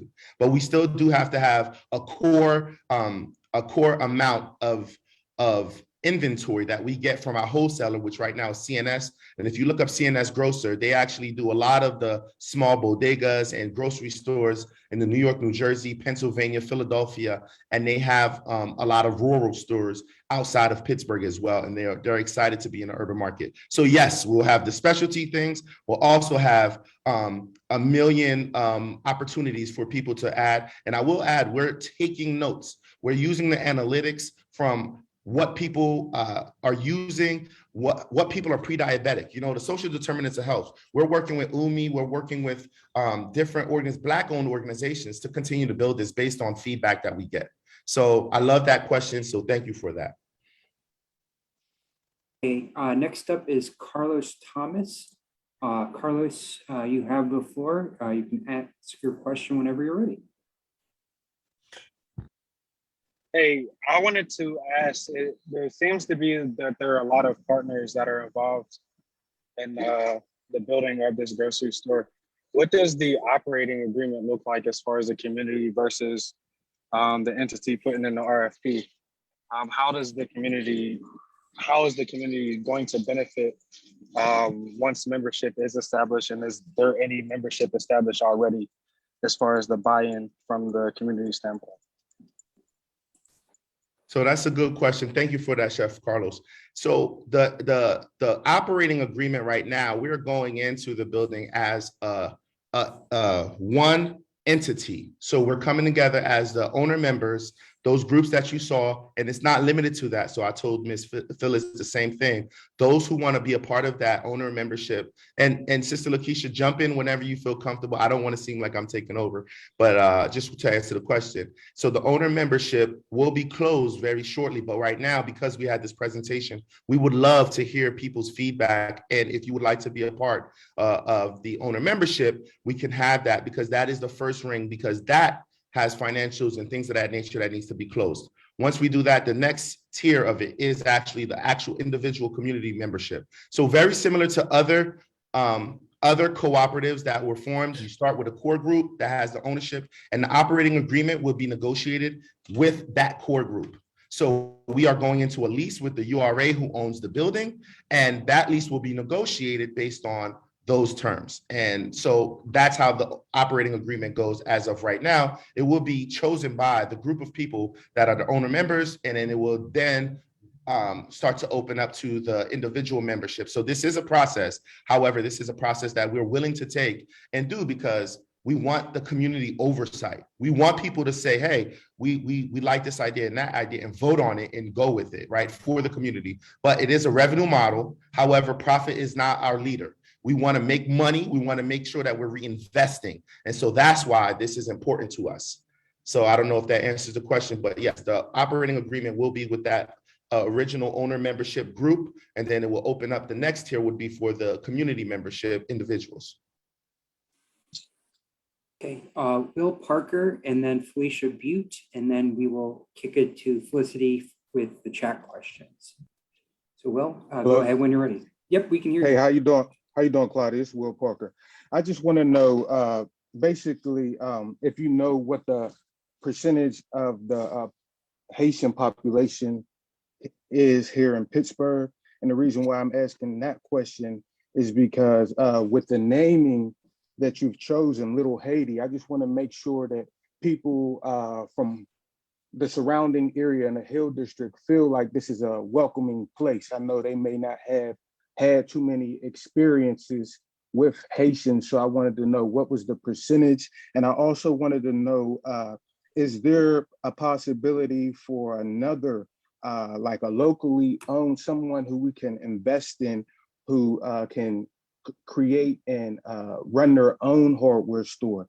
You know, as you mentioned, Ace, I haven't seen Ace in my community and in our communities really doing too much for our communities. So I want to know, what commitment have they offered to you as far as with any investments, as far as offering the options of manufacturing or giving entrepreneurs, helping them with patent protection for new tools that people of the community may come up with. I want to know what is Ace really bringing to the table, because if they're not bringing anything to the table, I would like to see this hardware store created and run by somebody local. I love the question, and there's about a small population of Haitians. I don't have the exact answer. I can get that for you. But the reason we called it Little Haiti was because of the people. It was actually because of, in the past, it's been that's the name that the area was actually called, Little Haiti. And if you ever saw like the Wiley Avenue days, and I think my team is putting it in the chat. So we got it. Obviously, I'm Haitian, and there's a lot that goes with the 1804 revolution and Haitian people being a resilient people that fought against Napoleon and his French Navy and Army. So there's a play on words there. Believe it or not, I am open to saying this publicly. I am not above that name being changed. The name on the front says the Hill District Food Co-op. So, you know, this is a vision that when I start talking to people, they were like, that's what I wanted to do. You should see every person on this call that spoke today literally was like, Claudie, we were trying to do this. We were saying co-op. And I was like, let's do it. And I'm just crazy enough to really start to get like neighborhood allies to give me some money so we can pay Lakeisha Bird, who was a Black architect, to make renderings and then to pay. So Ace Hardware Store was instrumental in getting the numbers, right? To make sure it made sense. We have family members who actually own Ace on the East Coast in New York City, and they have been very, very happy with what they've done in the community. We actually are at an Ace conference tomorrow, starting tomorrow. So we're excited to learn more about it. The funny thing about the Ace side, we would love for it to be a Black-owned business, but unfortunately, we were looking at viable businesses. Home Depot, Lowe's do not allow basically for you to have a cooperative model. They don't allow you to sell basically your own stuff in these stores. It's very hard to crack into. Ace was the one that we found had a cooperative model. So the ownership structure is actually a cooperative. 1, 2, we want a hardware store, and we will be owning that hardware store. So it is going to be Black-owned. Last thing I'm going to say is, we want somewhere to drive traffic. So as much as we know there's a lot of development, Ace and their loyalty programs, things of that nature, the numbers make sense. You know, a mom and pop shop, as much as we love it, we want the numbers to make sense. So this is a perfect hybrid, right? Black-owned Ace Hardware Store allows us to really drive business, use the national, international market, and make sure the numbers work. Because that was the biggest question that I had was, are the numbers going to work? Shop and save, they make it. What makes you think you're going to win? You're talking about a co-op. I'm like, hey, the co-op is going to win because our community has been doing this, and we've been raising money and doing this, and now we're doing it together as one project that we're going to make sure succeeds. The Ace Hardware Store side literally drives traffic. If you know the area very well, there is nowhere that we can go. If you go into the east side, it's going to take you an hour and a half to get to that Home Depot. Other than that, it's South Hills, Monroeville, or North Hills. So that's where it is. So definitely open the community input about the name. I personally feel like the name Little Haiti, I mean, that's the least of our concerns as it comes to. We're not wishy-washy, but we do want community input. However, the Hill District Food Co-op is where we believe our heart is. Little Haiti is like a nice little DBA, if you will. Okay, we're going to go on to the question and answer portion from the chat, and then we're going to move on to our next presenter. Okay. Yes, so thank you all for your time. A lot of the questions have been related to the actual structure of the co-op, which you guys have answered. There have been some questions related to why Ace Hardware, which you answered. So the last remaining question that I'm gonna ask you guys is this one from Sharon. Loss prevention is a major concern for retail businesses. How will this issue be addressed to help this business be sustainable? That's a great question. So we've been putting that as one of the questions that we don't like to answer, but it's in all of the conversations we have from a numbers perspective, looking at shrinkage, right? And we understand that we just answered the question by saying cooperative. We own it. It's a big difference when you got a big box coming in and saying, hey, you know, we're going to put this here and watch our stuff for us. All right, make us make money. It's a whole different ball game when you are the owners. You are the person that has to literally look at it and say, hey, we see that in the hardware section, X, Y, and Z is happening. So now that's how we make sure that we are winning and we're not losing all of our stuff, is because we are definitely invested in our own stuff. So at the end of the day, we're answering the question from the beginning. We're not saying, oh my gosh, loss prevention as a secondary question. We're saying as owners, you already know we're protecting our assets. And between the community engagement, we've already have a commitment from ACE, from lawnmowers to grills to all types of stuff from various vendors to give away to the community, making our community engagement. We already talked to them about a beautification process, a beautification project, which we're gonna literally leverage flower pots and raised beds by Bugs and Soil Sisters, people that we already work with already in the community so you can't steal from yourself. Well, you can, but you don't want to steal from yourself. You understand what I'm saying? And I was just going to add, Claudia, that as somebody who has been a part of a retail cooperative in the Hill District for over 10 years, that, you know, you pretty much answered it. You know, we have limited loss at Ujima. We've operated open air marketplaces, right, where there's been you know, unfortunately, addicts on Center Avenue, right, who have been right there, and you know, it's been a prime opportunity for theft. However, again, when something is born and bred from the community, loss prevention is not as high as an issue as it is in other big box stores, because people feel connected to it, and also because people recognize that they have some level of ownership in it, right? And so there's Thank not. you, Lakeisha. Okay. We're going to move on to the next presenter. I just No want to problem. remind everyone that everyone from Claudia's team is going to be in the chat still. So if you have a question, then at the end of the presentation, we're going to make sure that the emails of all the presenters are included. So that way, if you have additional follow-up questions, that you will be able to ask them privately one-on-one. So we're going to go to the third presenter now. Next slide. Yes, and while we're making that transition, there is a question actually for the URA in the chat. So I'm not sure who from the team wants to answer this, but I think it's important, related to whether the URA plans to sell the property to the grocery store owners, or will there be a long-term lease for the property? That was from Gerald Ferguson. So FYI, we can save that till the end, but just wanted to put that on our radar. And just So we're so actually that gonna.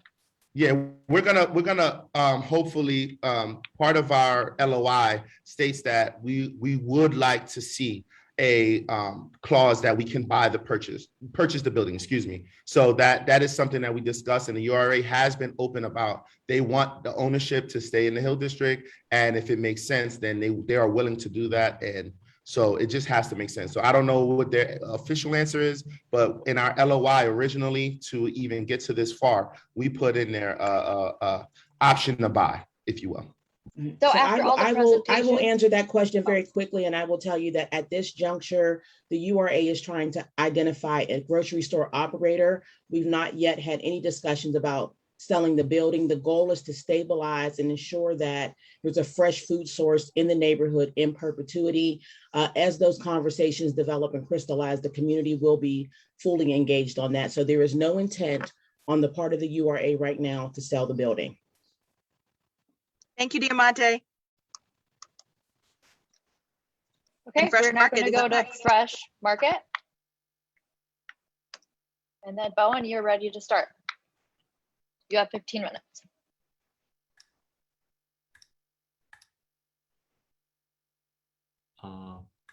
Can we start the video? Can you give me the authorized to start my video? I'm sorry. Yep.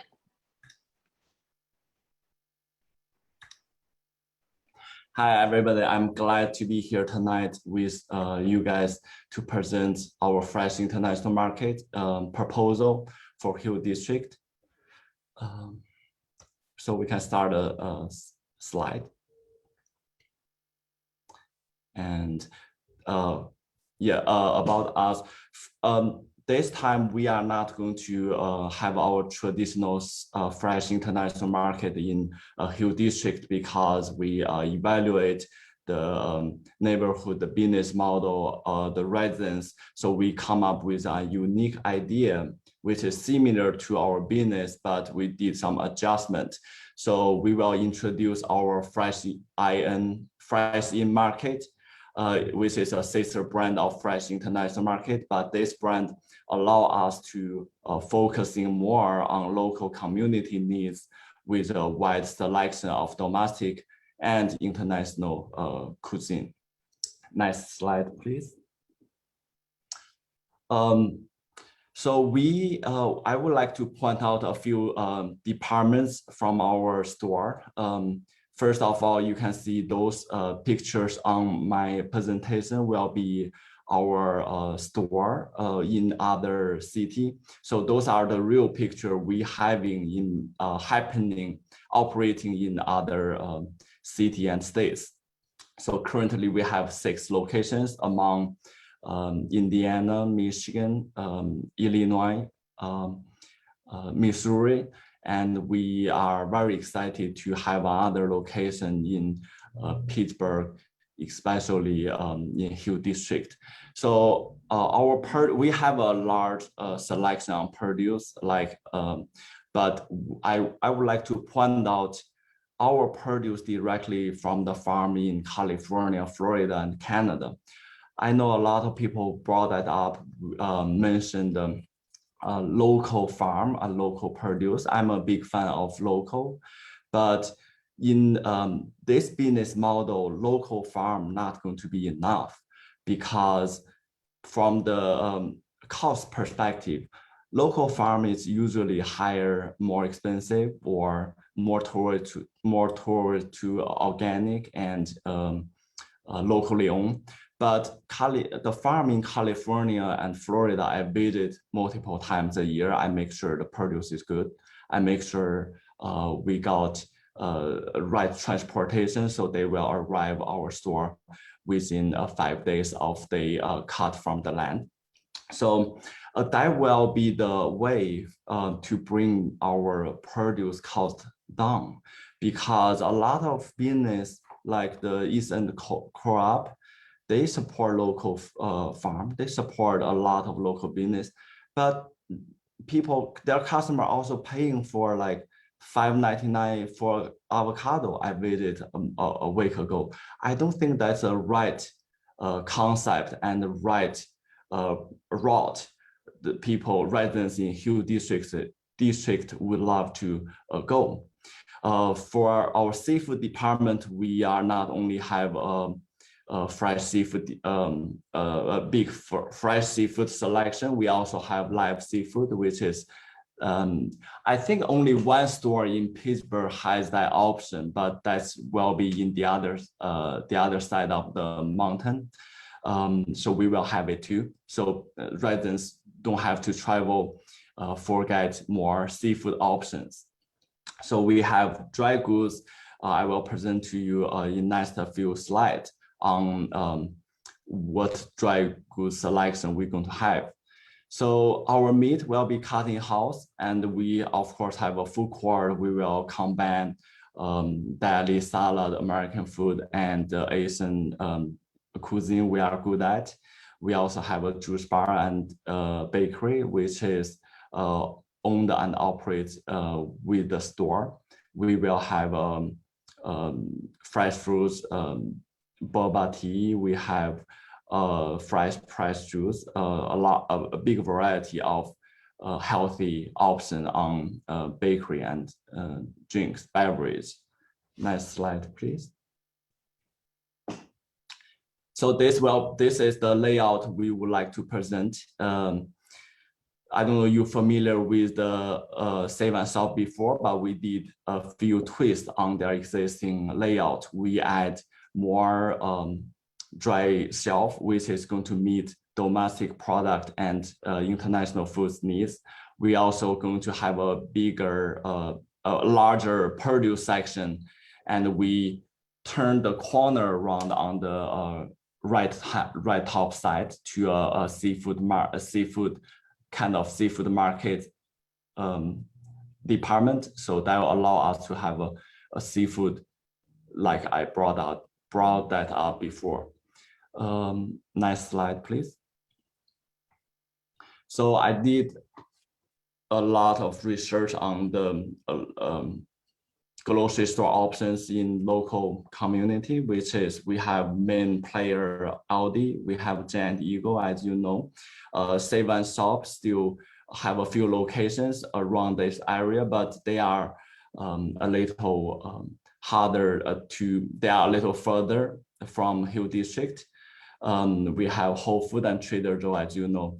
So I would say Trader Joe and Whole Foods, they are amazing store. I love them, but they are just not the affordable option we would like to present.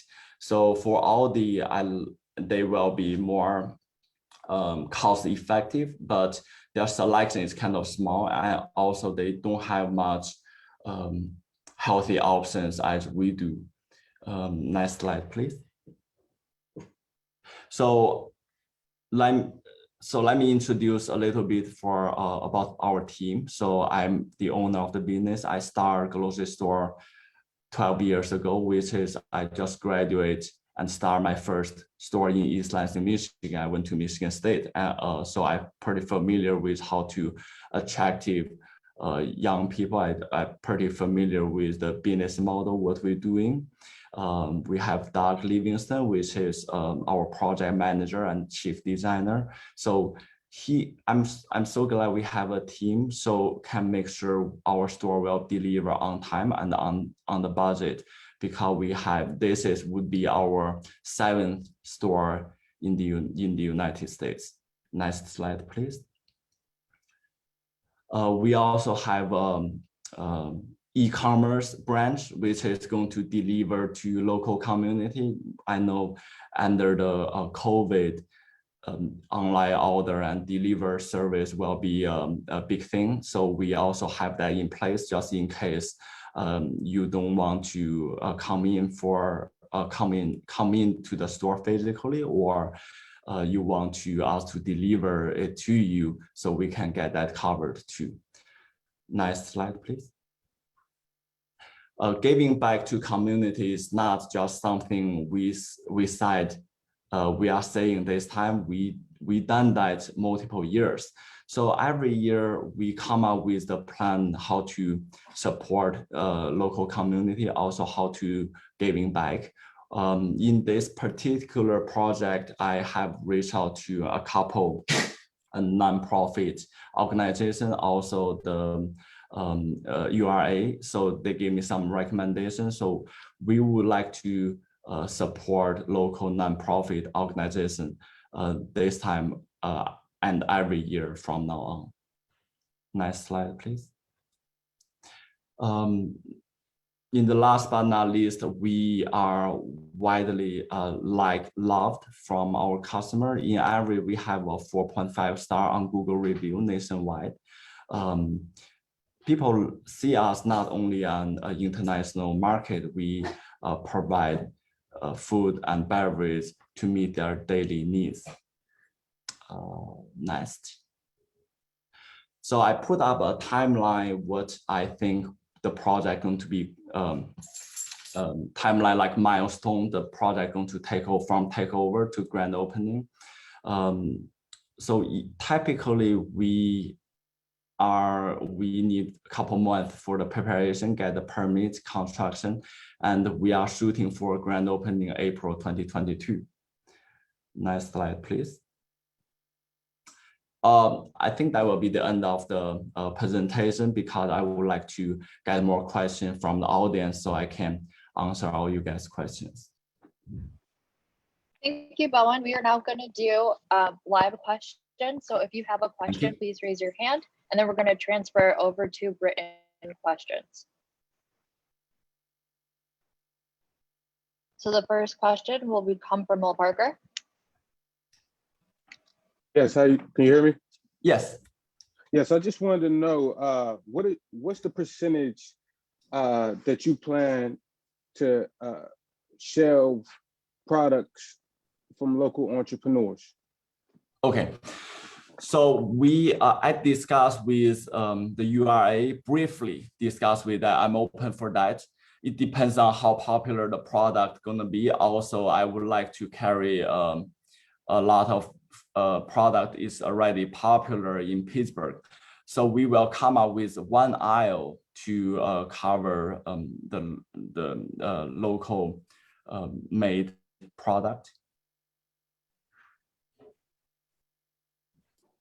So the percentage wise, I would say about 10%. I know 10% is not a big percentage, but consider the variety we have to bring that in. 10% will be quite a bit option for our customers. Next up, we have Renee Wilson. Renee, you can ask your question whenever you're ready. My question is to the URA and who's making the decision that is the decision made that only people who actively live on the Hill is allowed to vote for the scorecard, not the many families that was displaced? They don't count if they don't live on the Hill today. Thank you. Hi, Renee. This is Diamante. I'll field this one since it was asked to the URA. I will tell you that I very much see the Hill District like a diaspora, given the amount of displacement that has happened in our neighborhood. We have folks living all across the city and the country who come from the Hill District, many who would like to return and do not have the opportunity to do so. So I would tell you that I think that, any Hill District resident, past or present, who wants to weigh in on the grocery store, that's a sentiment that we want to hear and we will listen to. I know that the community that exists in the Hill District right now, we're centering those voices of folks that currently live in the Hill District. But again, I see it as a diaspora. And I think that it's important that folks who have ties to the Hill District also be heard through this process. I would say, I think Diamante gave a great answer that we are prioritizing existing Hill District residents. Those are our primary focus. All others will be used for market research. So she worded it very well. Felicity, I think we are ready to go over any questions that were captured from the chat. Sorry, I just realized I muted myself back. I didn't realize we were done. All right, here is our first question from the chat. Will you ensure to hire some members from the community? And how will you engage with the community other than transactional? This is from Kelly. Of course, the majority of our employees will hire locally. We will welcome local residents to put in the resume, and only store manager and a couple department supervisor will be relocated to a Hill District because of a store. That makes sure we deliver the quality as other store we have been successfully operating. So have an experienced team from outside with the locally hired employee. I would feel very confident on the operation. But keep that in mind, the employee who transferred from outside the Hill District eventually will be part of the community because they have to work for the store. They have to live in somewhere nearby. They have to paying tax, make the contribution. That also will be the new member of the community. I know this community talking about getting people back to Hill District. That will be something we could do a little bit, helping a little bit. I know that's not a big number of people who moving back, but we have that in plan. I hope that's answered the question. All righty, thank you. The next question we had here was related to what will be the process for providing ongoing customer service development? So about customer service, we have a good track record on customer service. That's why we have a good rating on almost all the rating sites like Yelp, like Google review. We have someone locally to take care of the advertising, social media, make sure the communication between the store and the residents and the customer are directly and in a time matters. All right, next question. How many Hill District residents have you spoken to? Hill District residents? To be honest, I didn't speak to much Hill District residents because we did a comprehensive demographic report. I'm pretty familiar with the diversity, with the history and residents, but speak to them face to face, I don't have that much opportunity yet. Okay. Mm-hmm. And then the last question I see here in the chat, how will you train and elevate the Hill District community to have a career? Yes, that's a good question. We support Women Work, which is a non-profit organization who focus on minority in the community, especially the non-profit organization in Pittsburgh, only like couple miles away from this store. So they will have established a good connection with locally labor force who want to find a job. So we can have them in, we do provide a good training. So we will helping them to make a transition, either they currently unemployment or transition from other job to work to join the fresh in market family. All right, I don't see any other questions, just some comments here in the chat. So if we'll take like a final question. If not, we'll be ready to move forward.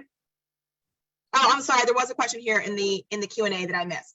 Have you owned any of these stores in similar neighborhoods? That's Dr. Andre Samuel. Yes, that's our final question. Yeah, that's a very good question. Thank you.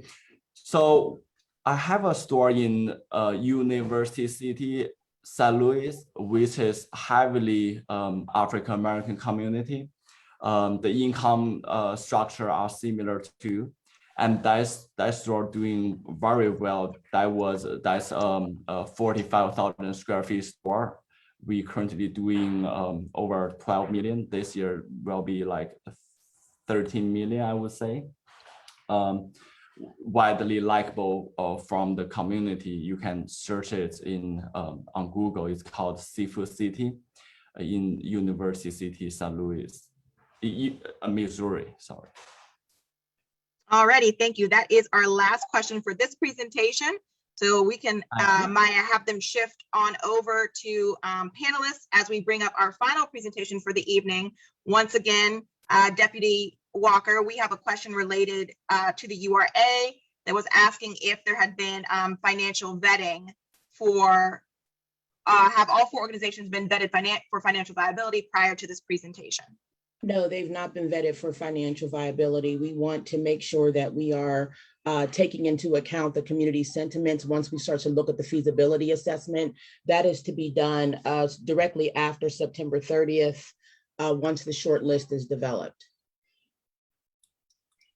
And I also want to make a note, I see a lot of folks speaking to the lack of diversity on this particular team. So I do want to clarify and say that, you know, I said from the beginning that we were going to be transparent and that what I know, you know. And so we are having folks present today just so that the Hill District has complete visibility into interest in the grocery store, whether the URA, you know, we're not, you know, partial to any one presenter. We want to make sure that the Hill District is able to operate and think through these things with full information.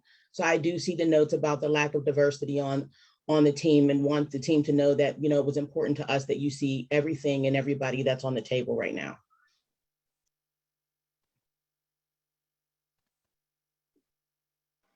All right, thank you, Deputy Director Walker. And now we're going to go to our last presentation, Salim's Market and Grill.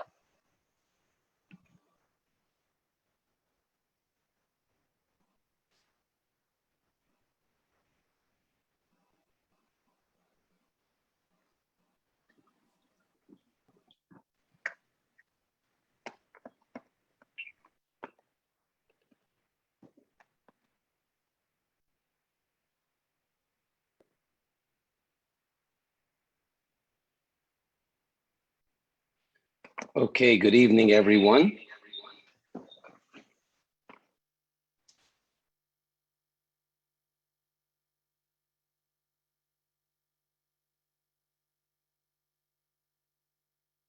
Abdullah, you just muted yourself.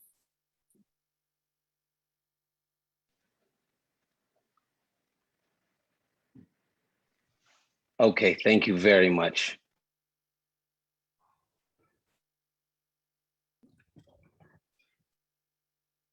While he gets himself together, Daniel, I saw Kiki Brown raise her hand twice. I think she needs admitted, and she's waiting to be let in as well. There we go. I hope everyone can hear me.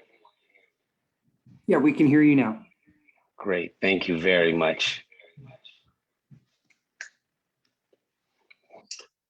Okay, if we can begin, I know everybody, it's late and it's time for everybody to get their kids to sleep and get ready for dinner and everything. So I'll be brief and respectful of everyone's time. Thank you very much. First of all, I'd like to say good evening to everyone and thank you very much to the Urban Redevelopment Authority, Councilman Lavelle, the Hill District CDC, and most importantly, the Hill District community, its residents, families, and businesses for allowing us the opportunity to be here with you today. It is my genuine privilege and honor to be considered as one of the prospective tenants for the Centre Avenue Heldman site in the historic Hill District. By way of introduction, my name is Abdullah Salem, and I am the owner and CEO of Salem's Market and Grill. We are a small, family-owned and operated business located on 29th and Penn in the heart of Pittsburgh Strip District. In our market, we provide farm-to-table fresh meats, produce, as well as groceries and spices from all over the world. You can find some of the best award-winning food that you can get in the city of Pittsburgh from our grill. We are one of the few remaining custom butcher shops in the city where you can purchase locally raised and locally processed meats, hand cut and trimmed to order. By the way, I think we should be on slide 2, I'm sorry.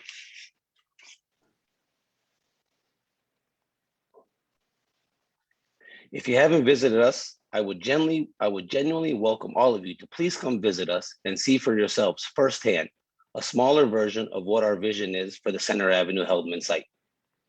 My father started this business in 1983 on the University of Pittsburgh campus in Oakland to help provide halal meat and food options to the University of Pittsburgh students and its surrounding communities. Since then, by the grace of God and with the support of our loyal customer base, we've grown to become a cultural institution within Pittsburgh's international food markets. We have worked extremely hard to ensure that we are providing an inclusive, welcoming, and inviting environment for our customers, which we truly consider to be part of our extended family. By God's grace and the continued support of our loyal customers, we have been fortunate enough to enjoy considerable growth throughout the years. To accommodate that growth, we moved to a larger location in the Strip District in 2012. And we brought all of our customers with us. When we purchased the building in 2009, we were excited to do business next to two very famous and well-known established neighbors, Arch Tavern and CJ's Bar and Grill. As you may know, the Strip District looked quite a bit different back then than it does today. but we had a vision, we saw the potential and stuck to our plan. As we start to look toward the future and think about a place to support our continued growth, we were fortunate enough to be considered as prospective tenants for the Center Avenue Heldman site, in what we believe to be the ideal space, location, and opportunity for us to grow our business. Growing up in Pittsburgh, especially as alums of Shenley High School, we know about the legendary Hill District and its rich history as one of the cultural capitals of the United States. We also know it's home to some of the proudest and most determined people in the city, and we are committed to supporting the achievements of the commercial and cultural goals of the Hill District. Next slide, please. The master plan lays out a number of priorities that really spoke to us. One of the priorities in the master plan that spoke to us is bringing back the Hill as a cultural capital of the United States. And Saddams is all about culture. Being a part of the future culture and legacy of the Hill District would really be an amazing honor and opportunity for us. But we understand that this is not really about us. This is about the Hill, the people who live there, the people we hope to welcome, and the people we hope to welcome back. We also know this is an opportunity to be part of history by contributing to the monumental efforts of the Hill CDC and the community as a whole. The work that has been done has been amazing, and we would be honored to be part of the legacy moving forward. It is my belief that it is our corporate, moral, and ethical responsibility to be active community members, participating, and most importantly, contributing to the communities that support us.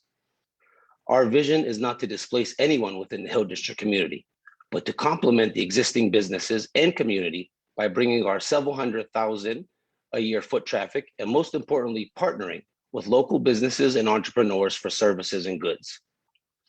We are committed to achieving the commercial and cultural goals of the Hill District. We expect to support in the following ways. We expect to offer and hire first, second, and third tier employees from within the Hill District. We are hoping to plan a career fair in the Hill District throughout the year as a commitment to honoring our employment opportunities for Hill District residents that include a butcher, chef training program for those interested. We are committed to supporting local vendors by providing retail space for local products.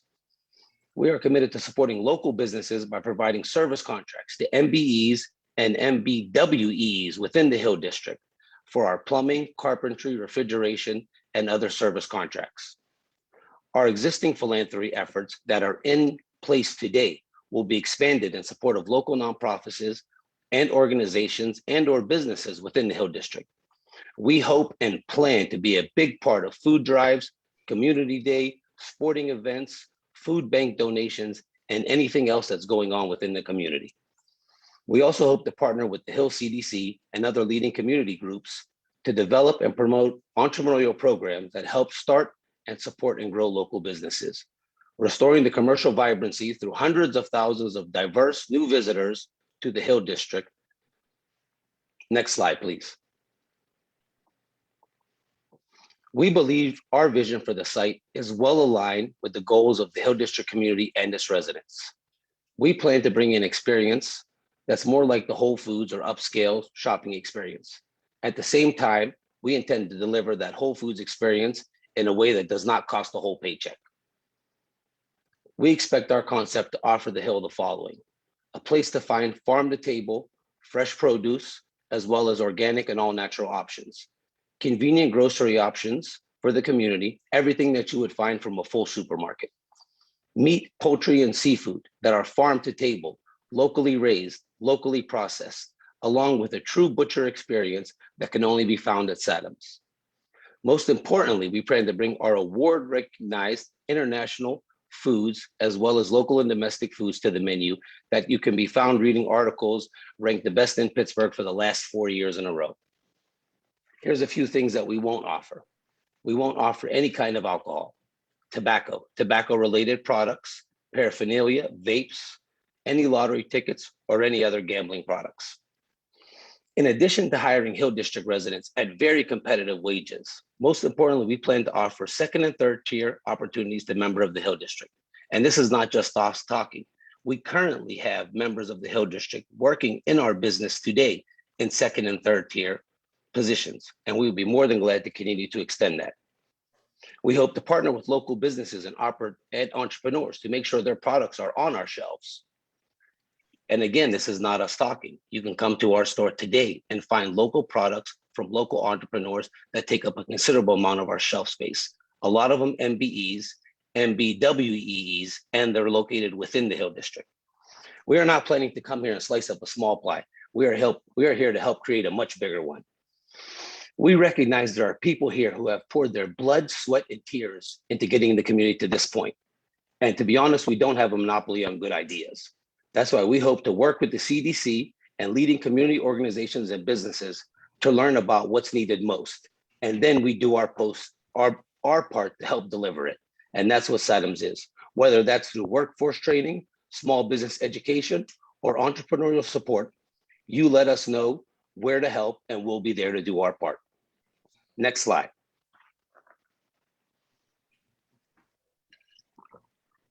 As the Hill thinks about recreating the melting pot experience along a renewed Center Avenue Main Street, we are here to create a place that feels like home no matter where you're from. And that has been the motto of our store since inception in 1983. Next slide, please. We are a value-based business that's guided by principles, morals, and ethics, not profit. And we are deeply committed and invested to the communities in which we do business. Some of the things listed here cover a small portion of the public things we've done. But we do these things because we believe that in our core that they're the right thing to do, to treat everyone, especially your neighbors, with kindness, dignity, and the respect they deserve, to support those in need when they need it most, to support goodness. We are looking to be a partner and neighbor and not just a tenant. Next slide, please. We are from the city, and we understand what this means for the Hill District. This moment means a lot to us as well. As a family-owned and operated business with deep roots in the city, we hope you understand that by selecting us, you are not simply getting another corporate tenant to fill an empty box, but you are getting a new neighbor, a friend of the community, and partner in its continued development.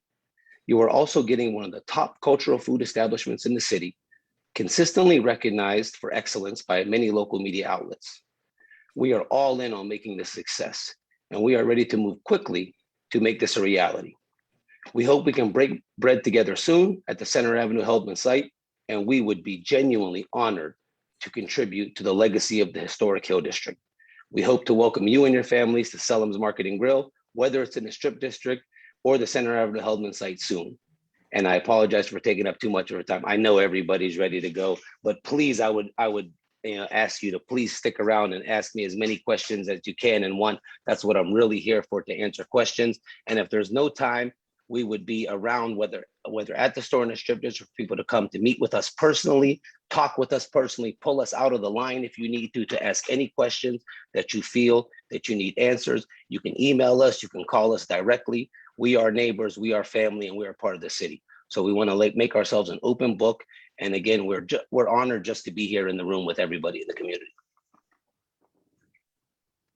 All righty, thank you guys for your presentation. Daniel, do we have anybody that has raised their hand that is interested in asking a live question? Yes, Celeste Taylor is up first, followed by, I'm sorry if I butchered the pronunciation, B. Misawa, and then Will Parker.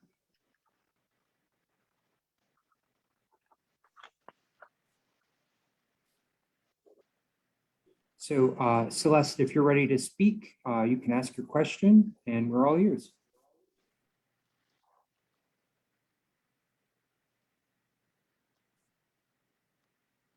You have to unmute yourself if you haven't already, Celeste. Oh, I see that she is unmuted.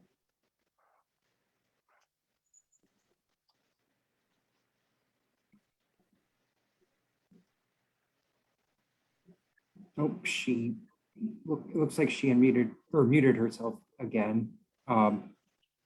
We'll circle back to Celeste, but for now, let's go with B. Misawa.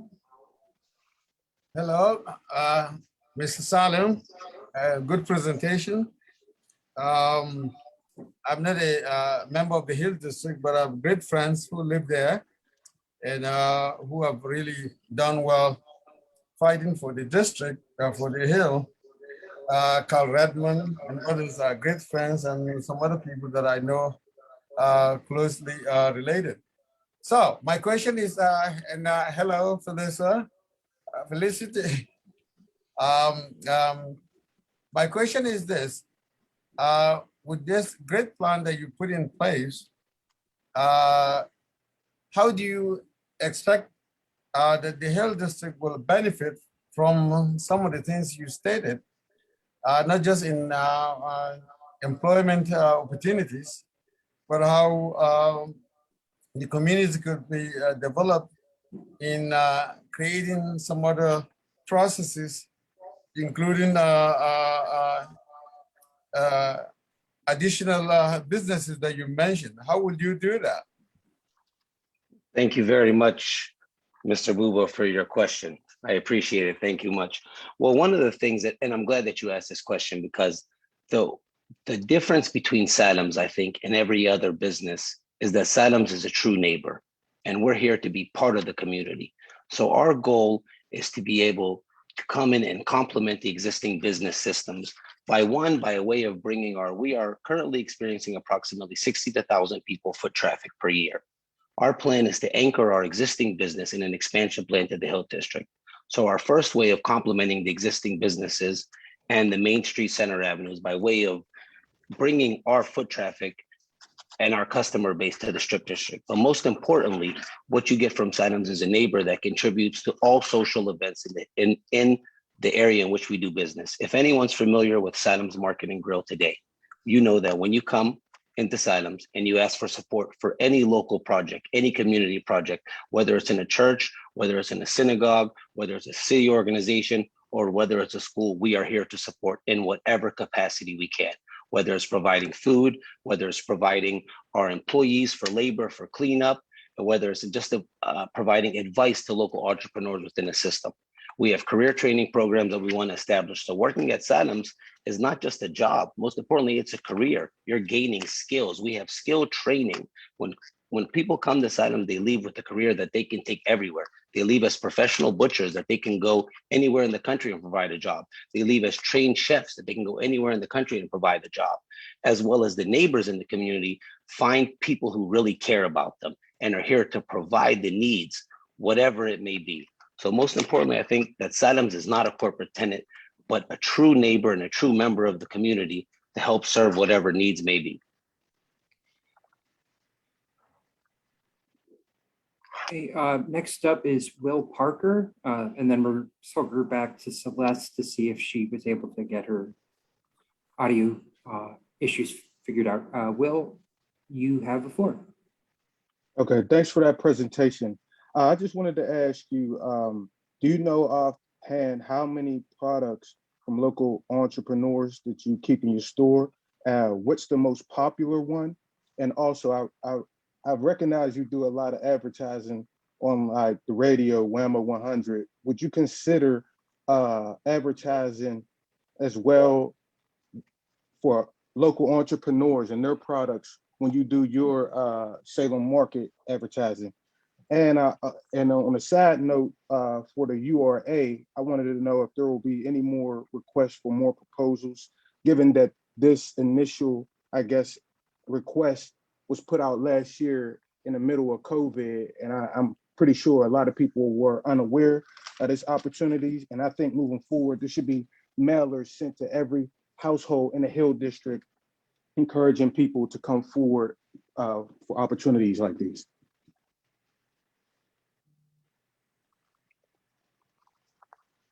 Thank you very much, Mr. Will. I appreciate your question. And so to be direct with the answer, if you come to Salem's right now, there is a considerable amount of our shelf space that's dedicated to local entrepreneurs. We buy everything from our meat locally. We buy our meat from local farmers that are within the Pittsburgh and tri-state area.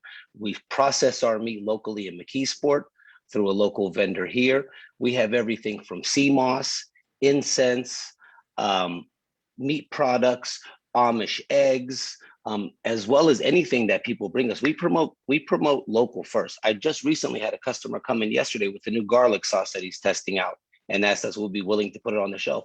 We're willing to give anybody shelf space as long as the product is healthy, it's approved and legal to sell. We would love to test out the product market. And it's only beneficial for us as a business to be able to provide local products that people can recognize and see. Because when you, Mr. Will, come in to buy a local product by a local friend that you know, you're also going to purchase other products from us. So it's beneficial for us to continue to support the local market and ensure that we are carrying as many local products as possible. But most importantly, transportation costs today have grown so greatly. So the more stuff that we can purchase from local vendors and local product helps us to reduce end costs for customers. In regards to the marketing and advertising for local entrepreneurs, we would definitely be open to advertising local products through our marketing efforts. Again, it's very beneficial for us. We'd love to say, come down and try Mr. Will's, whatever product that may be sold in our store. So that's a big part of our efforts of being part of the community and selling and just doing better business practices, being promote products that people can recognize and come visit. So we would definitely be open to that, as well as just, I mean, we are a true community market. So we would love to have a community board up to be able to meet with the community regularly and see what needs are addressed and how we can help partner with whatever needs are there. So again, I believe that we are a true community market and neighbor. Thank you. Now, Felicity. Are we ready to move to written questions? Yes. Yeah. Perfect. Okay, we have our first one here from Dr. Andre Samuel. How does the current price point in your existing markets compare to the price point needed for Hill residents to sustain a healthy diet? Thank you very much, Dr. Samuel. We have worked very hard to strive to make sure that our price points are competitive and beat most local vendors. If you come into Siloams today, the difference between us and our competitors is that we own the value chain from the source of most products, which means we are purchasing most of our livestock directly live from local farmers. That product is then coming to a local slaughterhouse processed and directly to our store. And because of our volume and our existing sales volume, we're able to purchase a lot of foods in bulk and pass that cost along to our customers. So our existing experience in the business, our 40 plus years of selling meat and the connections that we have gained through all these years have put us in a position to purchase the products well, and most importantly, stay consistent throughout the entire process. As you know, if I would hope that any of our customers that visit us through the Corona, we were fortunate enough to stay open through the entire Corona. Not only that, we never ran out of meat. There was never limits on meat except for maybe the first week or two. And we were able to keep our prices consistent and able to keep product for the Pittsburgh community throughout the entire process. So we have been very good at controlling our value chain, and we'll continue to strive to be able to provide quality, competitive price points for our customers. I'll tell you one thing you won't find in Siloams. You won't find a $10 latte. That's for sure. That's what you won't find. But you will find big portions for the right price. And we're going to continue to strive to be able to feed families for a reasonable price. And that's the real goal of Siloams, to provide the highest quality food for the lowest possible price.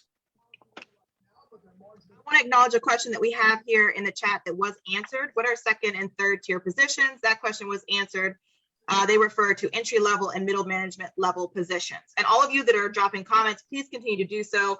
We've just had to prioritize reading only questions because we're short on time. So I'm not ignoring your comments. I'm just trying to make sure I get all the questions in. We have another question here. In addition to the market, this is from Kenneth Struthers. In addition to the market, will you also operate the grill section as well? Mr. Kenneth, thank you for the question. Yes, sir, we will be operating a full Siloams grill at the Centre Heldman site. And our way of making the business more inviting to everyone, and a part of our formula is to be able to provide an opportunity that you can eat as well as while you shop. So we will provide the full Siloams grill menu, as well as an expanded menu that caters to the local community. All right, next question here in the chat. This is from Carlos Thomas. What does hiring community members look like who exist outside of your culture? Thank you very much, Mr. Carlos. So my culture is Pittsburgh culture. And we are inviting to hire anybody who works. You can come, and I would invite you to come to our store now and look at we have, Asylums is one of the most diverse businesses, whether on the employment or on the customer side.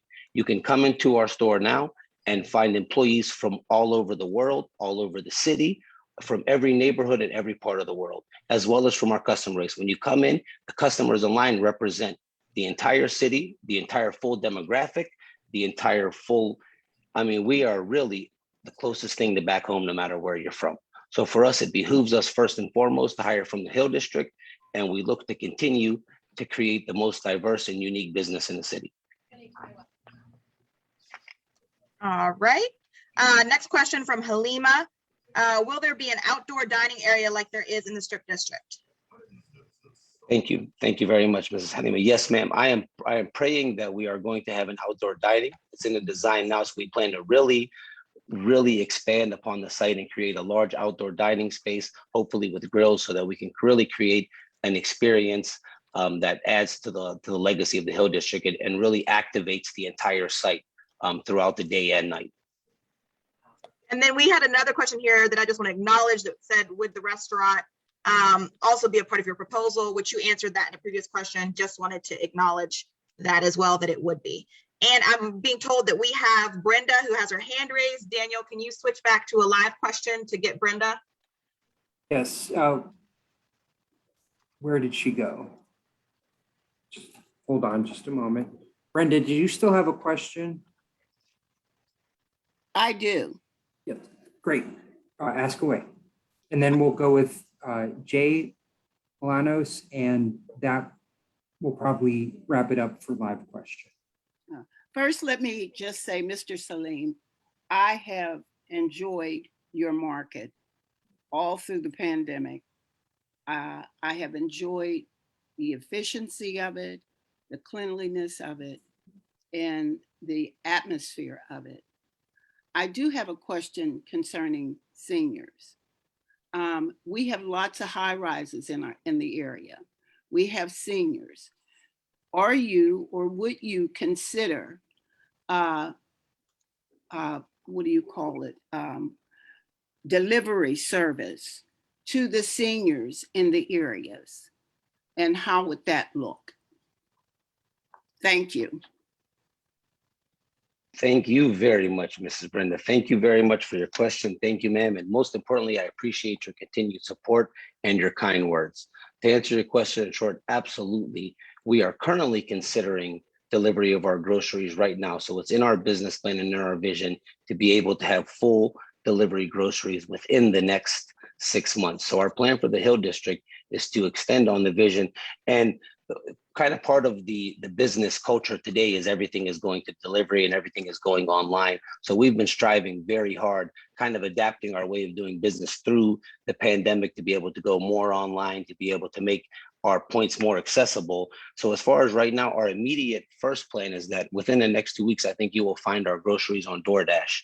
A bulk of the base groceries and bulk of the base meats you'll be able to find through DoorDash, as we are working hard over the next few months to be able to create our own delivery platform to be able to provide a very more accessible price point to deliver our goods. So in short, absolutely, we will be working on that plan. And as you know, in Silence today, we are more than willing to go above and beyond for our senior customers. If you called us today and asked us to deliver to you, we would deliver to you today.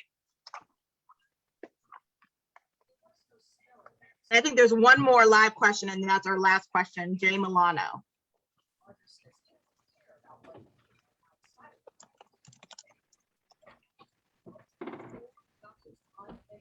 Daniel, are they unmuted?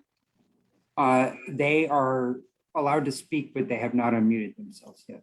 Okay. So we'll give it a couple of seconds, and if we don't hear anything from them, we'll unfortunately have to move on.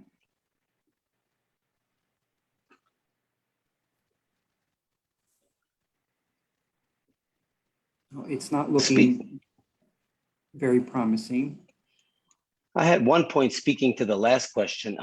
You know, I wanted to give a shout out to my very dear sister and good friend, Lakeisha Brown, who's with us on the call. She's, you know, a big part of the Silence team. She's our director of marketing and really a big part of how we were able to adapt so quickly to the pandemic and really switch online. So when you're hearing our ads, in answer to Mr. Will Parker's question, when you're hearing our ads on WAMO and throughout the radio station, and you're hearing us on Facebook, that's us partnering with an MBWE, Nice to Media Marketing, Kiki Brown. And so I recommend anybody who has a business and wants to partner with a great, marketing agent. Kiki is one of the best in the city, and she has had profound impact on our business.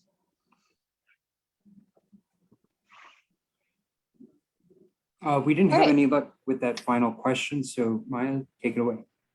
Yep, thank you. Next slide, please, Jen.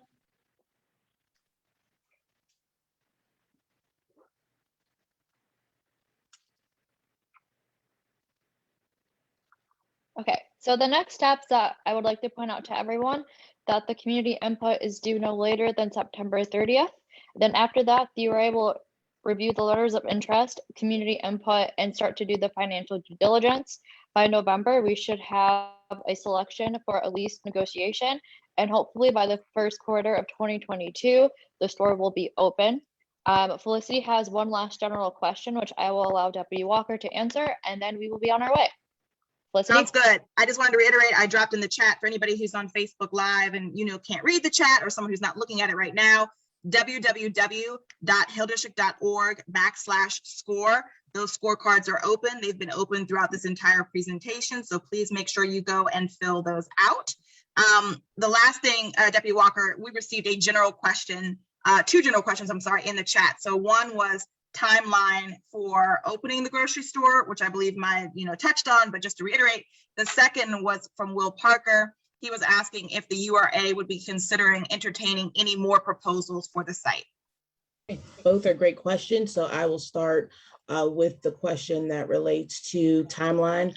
The goal here, and they kind of intersect, the goal here is to get the Hill District a viable community-centered grocery store as soon as feasibly possible. It is inhumane that the Hill District continues to have a lack of access to fresh food sources. So the URA does not intend to reissue an RFI or RFP of any sort. The goal is to try to use the process that's underway right now to get the right to get the right grocery store operator in place. We are working diligently with the Hill CDC, Councilman Lavelle's office, and the 4 respondents that have presented to us today. And again, I want to thank all of you for taking time to sit on a call for almost 3 hours. Really a testament to your commitment and dedication, as well as the staff of the URA and the Hill CDC.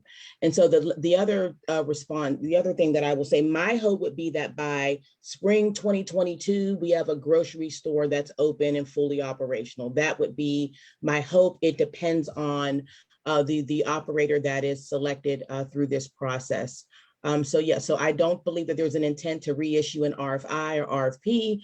I will share with you that we've worked aggressively over the last 18 months to try to, pursue as many grocers as possible. Nobody's been interested except for those that you see on the call today. So I think that's important to underscore, that folks just were not interested, and some of our main grocery store operators in the region were not interested. What you've seen presented today on the call is a willingness and a passion to come to the Hill District. And I believe that is the most feasible way to start this process, because it means folks want to be here and they want to be a part and a partner to the community. So hopefully that answers the question. I do have to go, but if there are other questions and folks want to email me or talk to me directly, I'm happy to make myself available as well. Thank you, everybody. We hope you have a good evening. Thank you.